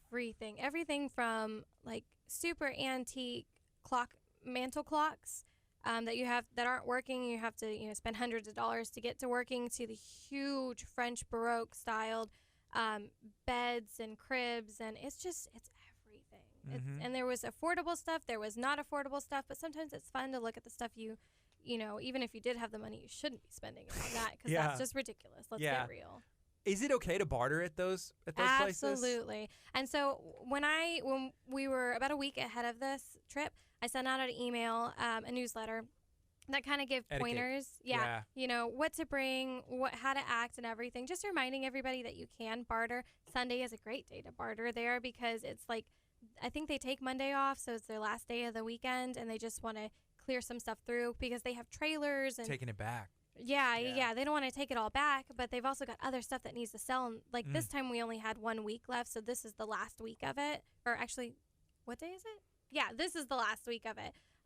So what I was telling everybody, you can barter, just be nice about it, because that's their living. People come into my store and they try to barter because they think I'm a garage sale, and I'm Get like, out! what in here looks like a garage sale? But Right. you take everything with a grain of salt and just grin and bear it. Yeah.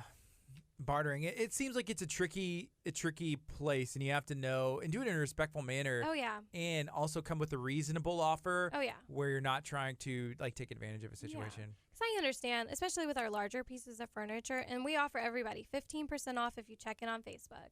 That's the biggest thing. So if you want to buy our $400 sideboard, 15% off of that is a really good deal. And I'm always open to it. Just, be nice and be respectful. I do have people who, don't think that I own the business. They think that I just work there. Yeah. Which happens often, and I really enjoy listening to people's conversations, because people say things that you're like, oh, why do you say that out loud? That's not nice. You know? They're like, oh, why would they do that? They just think you're an employee, and it's like, well, I did this because I'm in charge and I decided, And I love saying, well, I'm actually the one who paints all the furniture, and that's in style. And although it's not my style, a lot of people do like it, So there's tactful ways to respond to people. Yeah. Hey, have you ever tried to barter, Darian, on anything? Whether that's like a Craigslist like guitar deal or like anything at all? Actually, going back to Danny D's, I don't do a lot of bartering. I worked in retail for a while, and it's like I thought it was so silly. People just walking up to me with like pictures of cheaper prices elsewhere, and of course where I worked, we did price match, so that wasn't really an issue. Yeah. But like especially in like smaller businesses, I think there's a little bit more room for that. And so like when I went in there was these things that I wanted to buy to put on my guitar that were cheaper online, and I was gonna order them and then have them put them in anyways, and they had them there in store. I was like, hey, could you match this price for me, because I'm gonna order them there if I can't get, and there was like a $50 difference. So they were kind enough to work with me, because it was one of those things where like they knew like I was gonna pay them for it and pay for the service and then get it all done there that day, unless if they would have said no, then I wouldn't have done that. But one thing I don't like is like anytime I try to post something for sale on OfferUp, just like people just lowball you. Oh, I know. People are cheap sometimes. That's but me. That's you. No, I won't do it. I won't do like lowball offers, but I think about it. It crosses my head, and Right. it's like, oh, this is $1,000. I wonder if they'll take 800. Yeah. You know what I mean? Yeah. Like maybe. But that's okay. Yeah. I had personally, I sold a trunk on Nextdoor a couple of days ago, and I had it listed for $100. And a lady said, "Will you take 25 for it and deliver it for free?" I was like, 25 with the $75 delivery fee. No, that's a 75% off discount. Sorry. Yeah. But one of the things that I do love is that people come to the store and they get to talking with me, and they say, we just moved into a house and I really want this piece. I just can't afford it. Can you do layaway, or what can you do? And I love telling them, I want to help you. How about this? I'll give it to you for the discount that you're wanting, and then when you get it in your house, take a picture of it, post it on Strawberry Hills Facebook page, and tag us in it, because that makes up for any little bit of discount that I can give you, because social media goes so far with small businesses. Yeah, sharing it out to their friends, Yeah. and just getting pretty much referrals. That's kind of what Yeah. it boils down to. Or I found that a lot of the time, if a business has a great product, if a business is doing quality service, customer service, it's a matter of letting people know that you're there. If people don't know that you're there, then they can't have this amazing product that they can't get your stuff anywhere else. Right. They can't. And so it's a matter of, hey, we're here. We've been here for 5 years, which is still relatively new. What's the best way to get your name out there? Is it social media? I think social media and being present in the community, all the things that we get involved in, and word of mouth. Word of mouth is the biggest. Since we had that huge bus trip on Sunday, this whole week has just been slammed, because ladies go back and they tell their friends. They take pictures of the things that they bought. They were taking pictures and posting on Facebook while they were there, and then everybody wants to know, oh, well, who took you on this? Where's that from? How do we get involved in it? And so this week has just been really swamped. I've loved it. So word of mouth is big too. How often do y'all do those trips? Probably about 2 or 3 times a year. We're going to plan Round Top for next year, and it takes a lot of planning to go into that. Those huge buses, I had no idea so many details into renting them. Like a charter bus, like one of the big Yeah, ones? it was a big coach bus, 55 seats, everything. It was fabulous. And we had a lot of ladies buy a lot of things, so it was nice. In spring, we're going to go to Chapel Hill, the Bluebonnet Festival. Like North Carolina Chapel Hill? No, like Texas Chapel Hill. Okay. Out near Texas is so big. I can't. Right. There's always, I don't know. I know. Paris, Texas. I know. Yeah, you're going to Paris, taking a charter to Paris. Oh, Paris. Okay. It'll be on our Facebook page when we get a little bit closer to it. But we do DIY nights. We try to do that about every other month, where we have a specific project and we clear out the major displays in the store, so you're actually in the store, and we have food, wine, cheese, and we teach you how to chalk paint, distress, everything. We have fun. It's Okay, a lot of so fun. when I've been in the store, there is so much stuff in there, Mhm. and there's room. Like I'm gonna say, like in the bag, you're like, oh, that's in the back, and it was just like stuff that's not even necessarily on display, but you can still see it. But man, y'all have a ton of stuff, and there's probably more stuff that you have somewhere else. It's I not need even a bigger out yet. store. Because I want to carry clothes. Clothes. We need a bigger store. You want to move into clothes? Is that something you do yourself, like design, or just like have other designers or Other designers. We don't have. We used to have a boutique next to us that had clothes, which is literally where I got my clothes from, because I don't have time to shop. So now that they're not there anymore, I need to fill that void. But I really would. A lot of people love my style. They love the style of the store, and my personal style kind of reflects that. So I would like to get into clothes Yeah. one day. if somebody's listening on 99.5 FM and they don't have the opportunity to see you on camera, how would you describe like your style? Southern boho. with a little bit of Dolly Parton bling mixed into it. Okay, that's fair. What's boho stand for? Like bohemian? Yeah. Okay. Bohemian. Yeah. I like it. All right, cool. Right now it's 10:35. This is KHEAradio.com, 99.5 FM. If you are watching on Facebook, smash the share button. If you have any questions, maybe you want to know more about Strawberry Hill Upcycling Unique Boutique. It's a mouthful. I'm not going to lie. Well, that's not our legal name. It's just we threw the Unique Boutique, because I don't remember the unique from last time. Is that new? Strawberry Hill Unique Upcycling Boutique. Unique Upcycling Boutique. Okay, I got you. Kind of encompasses everything. Yeah. So. Fun. It'll be an awesome time tomorrow. Again, can you let me know what time does it start? What can somebody expect if they show up? Strawberry Hill Trade Days is from 10 a.m. to 4 p.m. Lots of local vendors, handcrafters. Your mainstream direct sales. So if you're a Scentsy lover, you're going to be able to stock up for the fall. We have there's a lady from my church. We just joined a church, and we have this big new community now. Her name's Melissa, and she's with the Scent Loft, and she makes candles, and she's got the most amazing flavors, and they're all mixed with things that you would never think about. So just all kinds of things, antiques, vintage, handmade crafts, and food trucks. Rolling Republic Barbecue. Rolling Republic Barbecue food trucks. We also have a vendor, the Enchanted Ivy, and she is fabulous. She makes you look at her jewelry and you think like you're in a fairyland. It's just so unique and almost borderline like steampunk a little bit, because that's definitely her personal style, but then more on the fairy vintage gemstone kind. So it's so much to see. So, and it is pet friendly, so you can bring your dogs and shop. That's cool. You know, my thing is soap, and whenever I came into your shop, y'all had like soap and bars of soap. We have more now. Yeah, I have to come buy some. We but have 2 different I don't know vendors why. now. Like, what is it about? So, but whenever my wife asks me what I want, I'm like, if she goes somewhere, like, hey, it's an easy present. I'm just like, yeah, like unique bars of soap, like random mixed in soap. What vendors do y'all carry? So we carry Greenwich Bay, which is out of Raleigh, North Carolina. So if you're a Nicholas Sparks fan, like that's where this is made. And they're a mom and pop. Actually, they started out really small, and now they're this really big company. And so we've got little bitty soaps that start at $1.95 from them, and they've got a new travel collection. So they've got Tokyo and London, and I love the London because it's Earl Grey scented. So we've got a couple of their different lines. We have Finchberry now. We love Finchberry. I forget where they're out of, but we buy ours from Dallas. And if you are familiar with Finchberry, it is beautiful. You almost don't want to use it because it's just so beautiful and it smells so good. And then recently, we found a local vendor. He's an ex-biochemist, and he's just fabulous with the completely 100% natural ingredients that he puts into everything. And he's called Fragrant Formulas. And I like to call his soaps soap with a purpose. And the coffee scrub one is so scrubbing. That's cool. And tea tree oil, charcoal, all kinds of stuff. He's got a Aleppo soap, which takes like 6 months to make or something like that. It's a long story. Darren, do you have anything like that? Like a random, I don't know, like a go-to, like something if you go somewhere and it's like, I just like soap, or like I don't know, like anything that comes to mind? I do like soaps, but one thing I like the feeling of washing my face.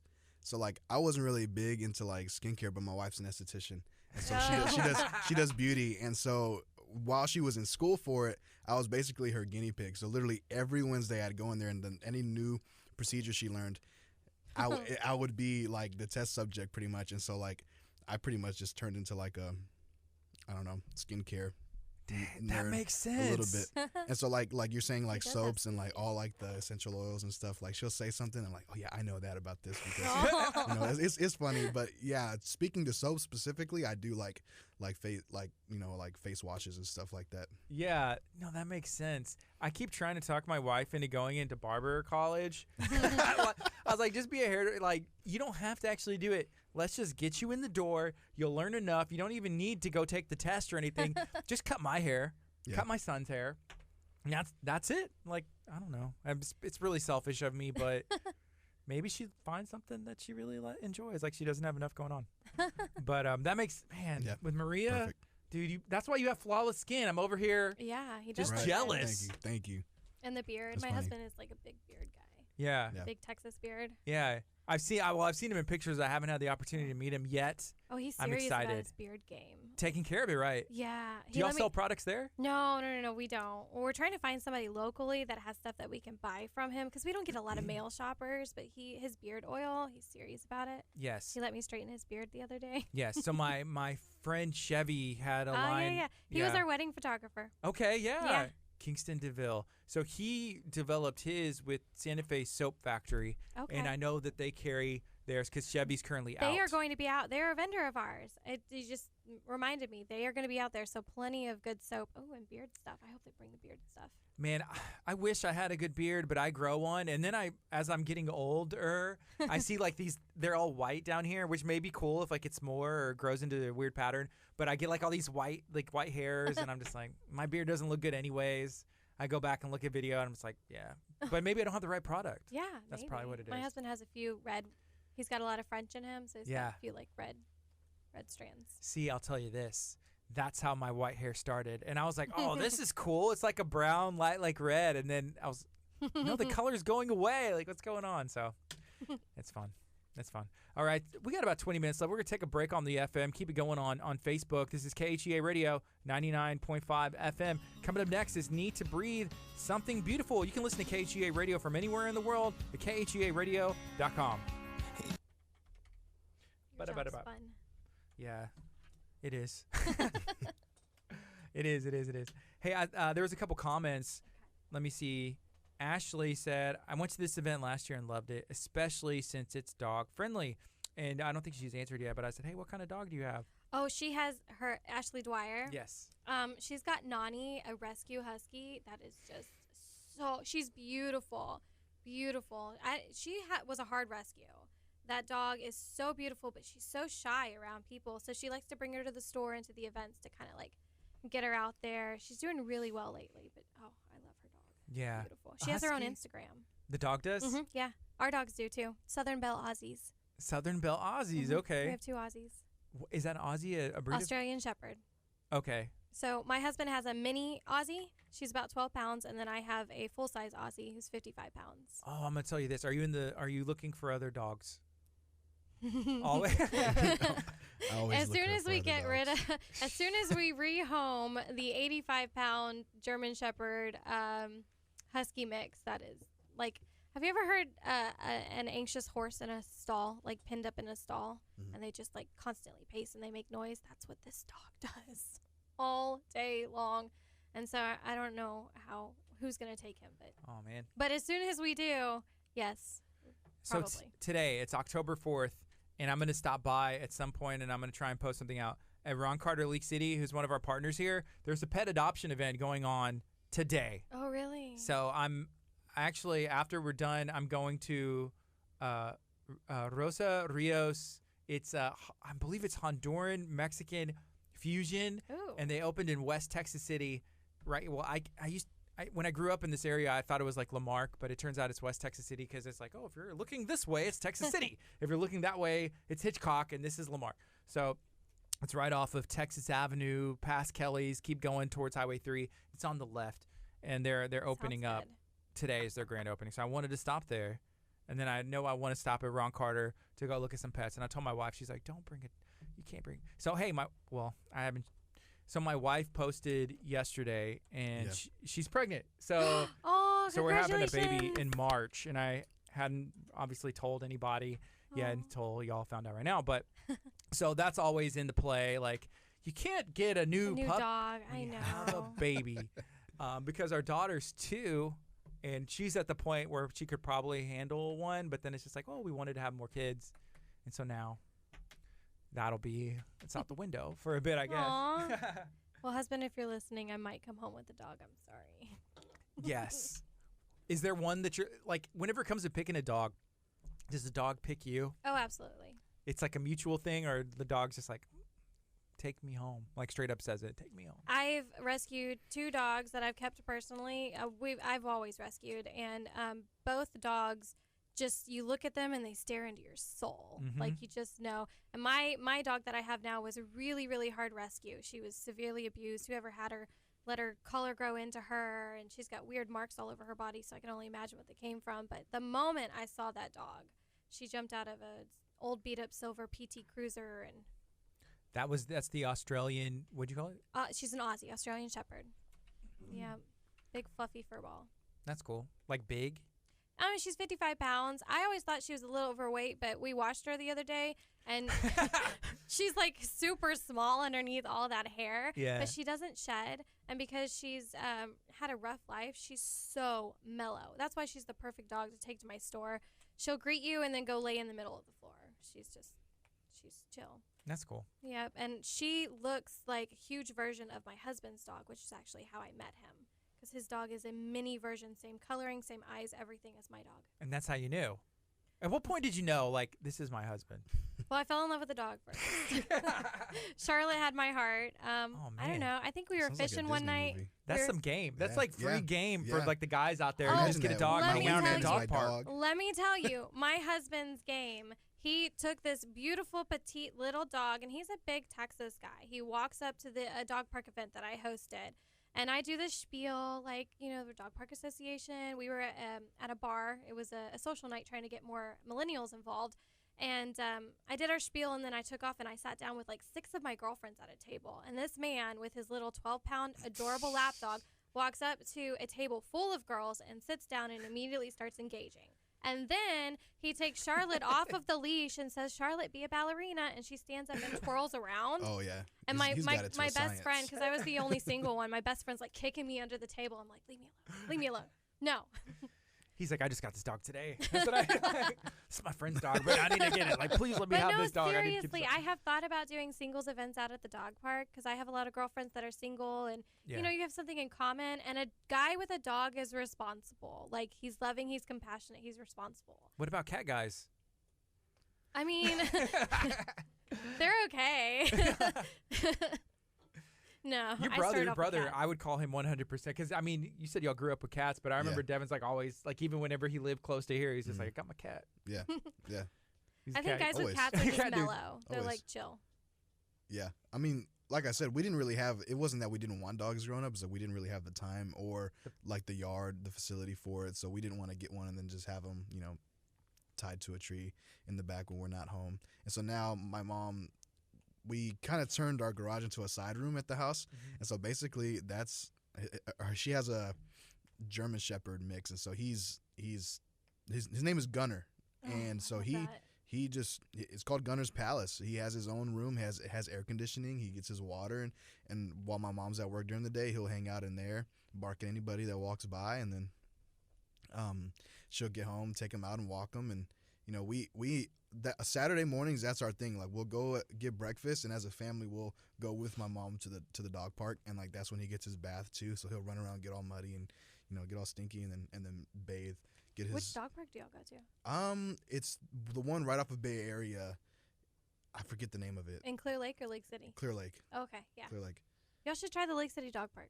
We Just will. saying. We She's will. like- We will. No, it's we fabulous. Will. No, really. No, It- really. We will. You Where should. is it? Okay, so if you are headed towards Friendswood on Bay Area, Mhm. it's in Countryside Park. We took the old water treatment facility and we flipped it. Okay. And it's a small dog park side, a large dog park side, and we had a lot of the community. Over 40% of the park itself was funded by private or nonprofit in the community. That's very cool. Yeah, and none of it was funded by any tax dollars. All right. It came out of our park dedication fund, Wow. much to the dismay of the screamers who did not want a dog park. Uh-oh. Yeah, there's always, even when you try and do anything, it can be anything for this free. same group Yeah. had a stink about the Boundless Playground in Lake City, which is the only playground in the county for wheelchair-bound kids. Wow. So they'll complain about anything. Hey, we had some comments from Michael Lowe. He came in and he said, "Hey, if a guy needs a wingman, let me know. They can babysit Charlotte for the night. Oh, yes. Just take out Charlotte, be a ballerina." Our dog is out for loan. It's 1 for 1, 100% track record. So if you need to make it 2 for 2, you're trying to find the one. Hey, Charlotte can pick them, right? Worked out perfect. Yeah. Very cool. Let's see. We got we'll probably go on here in a bit, and then we'll be able to talk it out because we have about like 7 or 8 minutes left. So I'll let this song play for a couple minutes so that way I don't interrupt it. It's some Carrie Job. I either need like less of Carrie Job or more of Who's Carrie Job. She is she's not. She's from Texas. She's an artist, and she's great. But I need to check out some more of her like more recent music. She married another musician, and I can't remember his name. That's My wife typically how it goes for Yeah, church musicians. yeah. She's I mean, she's a pretty big name. She's a good singer too. Yeah, she's a good singer. Crazy Great singer. live. So, I can't remember who she married. Jennifer, if you're watching, tell me. Who did Carrie Joe marry? Fact Oh, check. he pulled it up on Google. Cody Carnes. Cody Carnes. That's right. All right, so here we go. Good morning. This is KHEA Radio 99.5 FM. Right now it is 10:51. It is Friday. TGIF. You know, I got Melissa here from Strawberry Hill Upcycling in League City. They have an event tomorrow. We're going to touch on it. But first, that it's Friday, and I am thankful. Do you remember in the 90s growing up and watching TGIF like on TV? Like that was the Yes. thing to do. Yes. I miss that. Boy Meets World. 100%. You know, Family Matters. Sabrina. I would look over there. Darian's a little younger than me, Yes. so you don't Yeah. really remember Wait, that. how huh? old are you? 22, 97. Oh. So Oh. so I probably caught reruns. My husband always likes to say we're married or we were born in 2 different decades because he's younger than me. How old is he? He's 28. Okay, how old are you? 30. 30? I Okay. just turned 30. You know, I'm 33, so I'm Yeah. over here. Ethan's 17 years old, so he's Oh. over there. Wow, you look a lot older than that. Yeah.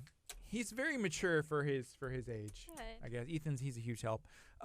You know, there's an event going on. We have enough time to kind of remind everybody, and then how they can find you on social media, and then maybe shout out the dog park. Anything else you would like?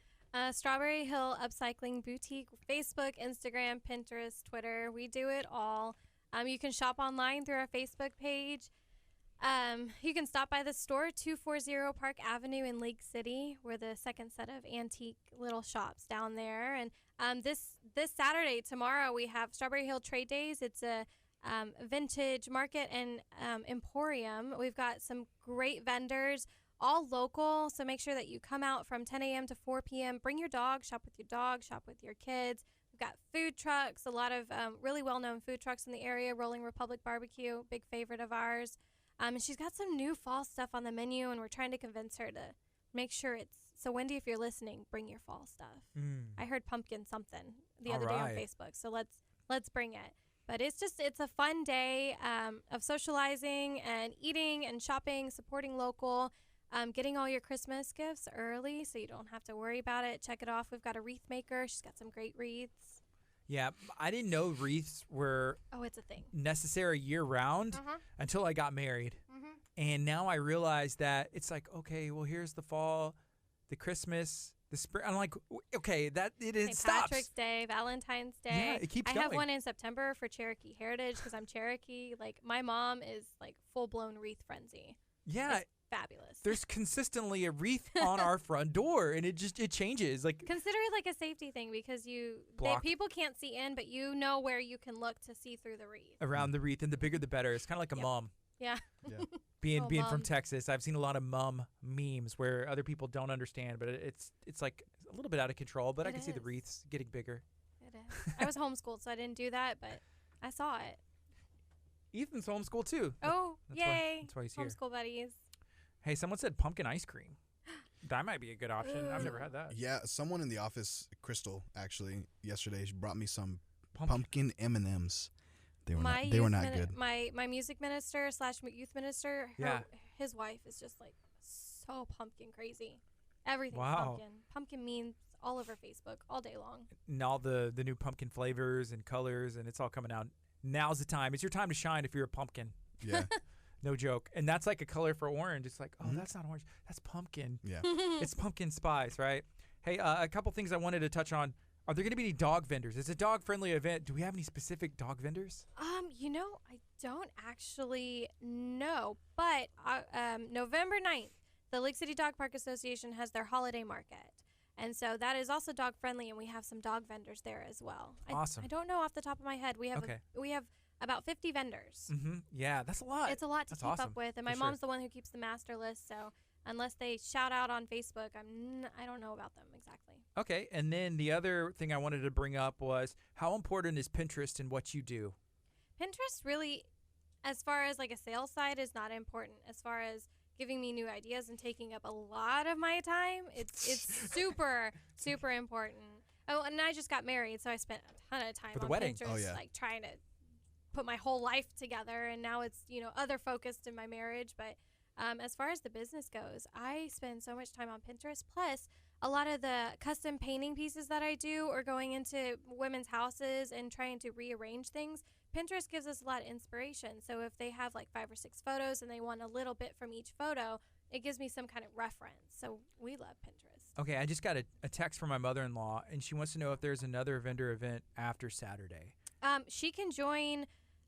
If she'll go to Strawberry Hill and message us with her email address, we'll add her onto the master list. So my mom handles the vendors for Holiday in the Park by Lake City Proud, which is our big parade and festival here, and that's always the first weekend in December. And then also sometimes when the city does stuff, she's the vendor coordinator for it. We also have the holiday market November 9th for the Dog Park Association. So if there's a big vendor event going on, you need to email Strawberry Hill or Facebook us or text me. That way we can get you added to our master list. Awesome. Cool. So make sure you do that, and then you can be in the know, and you can go out there, and I feel like it's a good networking It is. opportunity, and obviously move your product, let people know. Like it's all about brand awareness, letting people know that you're there. And that's, if you have a neighbor over here that is advertising, it's like a big cross promotion. I love it. And I had not been exposed to these kinds of events till I guess like last year. Really? Yeah, I never really, other than like the flea market as a kid. And I'm like, Mom, I don't know. But Flea it's like markets are different. It's different. Yeah. This is going to be a great time as well. So I'm going to make sure that I try and get out there. Rolling Republic alone. You've said you can stop right there. Oh, I know. I'll make sure I'm there. I know. They're fabulous. And I think they have like a dessert trailer, like a new dessert trailer that they're doing. I haven't gone by yet. Yeah. There's like a second truck, but I'm not sure which one. Anyway, we're going to sew up the show. Thank you so much for hanging out with us, Melissa. Thank you. Darren, Enjoyed you're it. awesome. Thank you. Lifesaver. You guys are great. So we have that event. It's on our community calendar. We have shared it out as well. Strawberry Hill is having their Trade Days event tomorrow. Make sure that you attend. This is KHEA Radio, 99.5 FM. Be blessed. Bye, Facebook. Have a good one.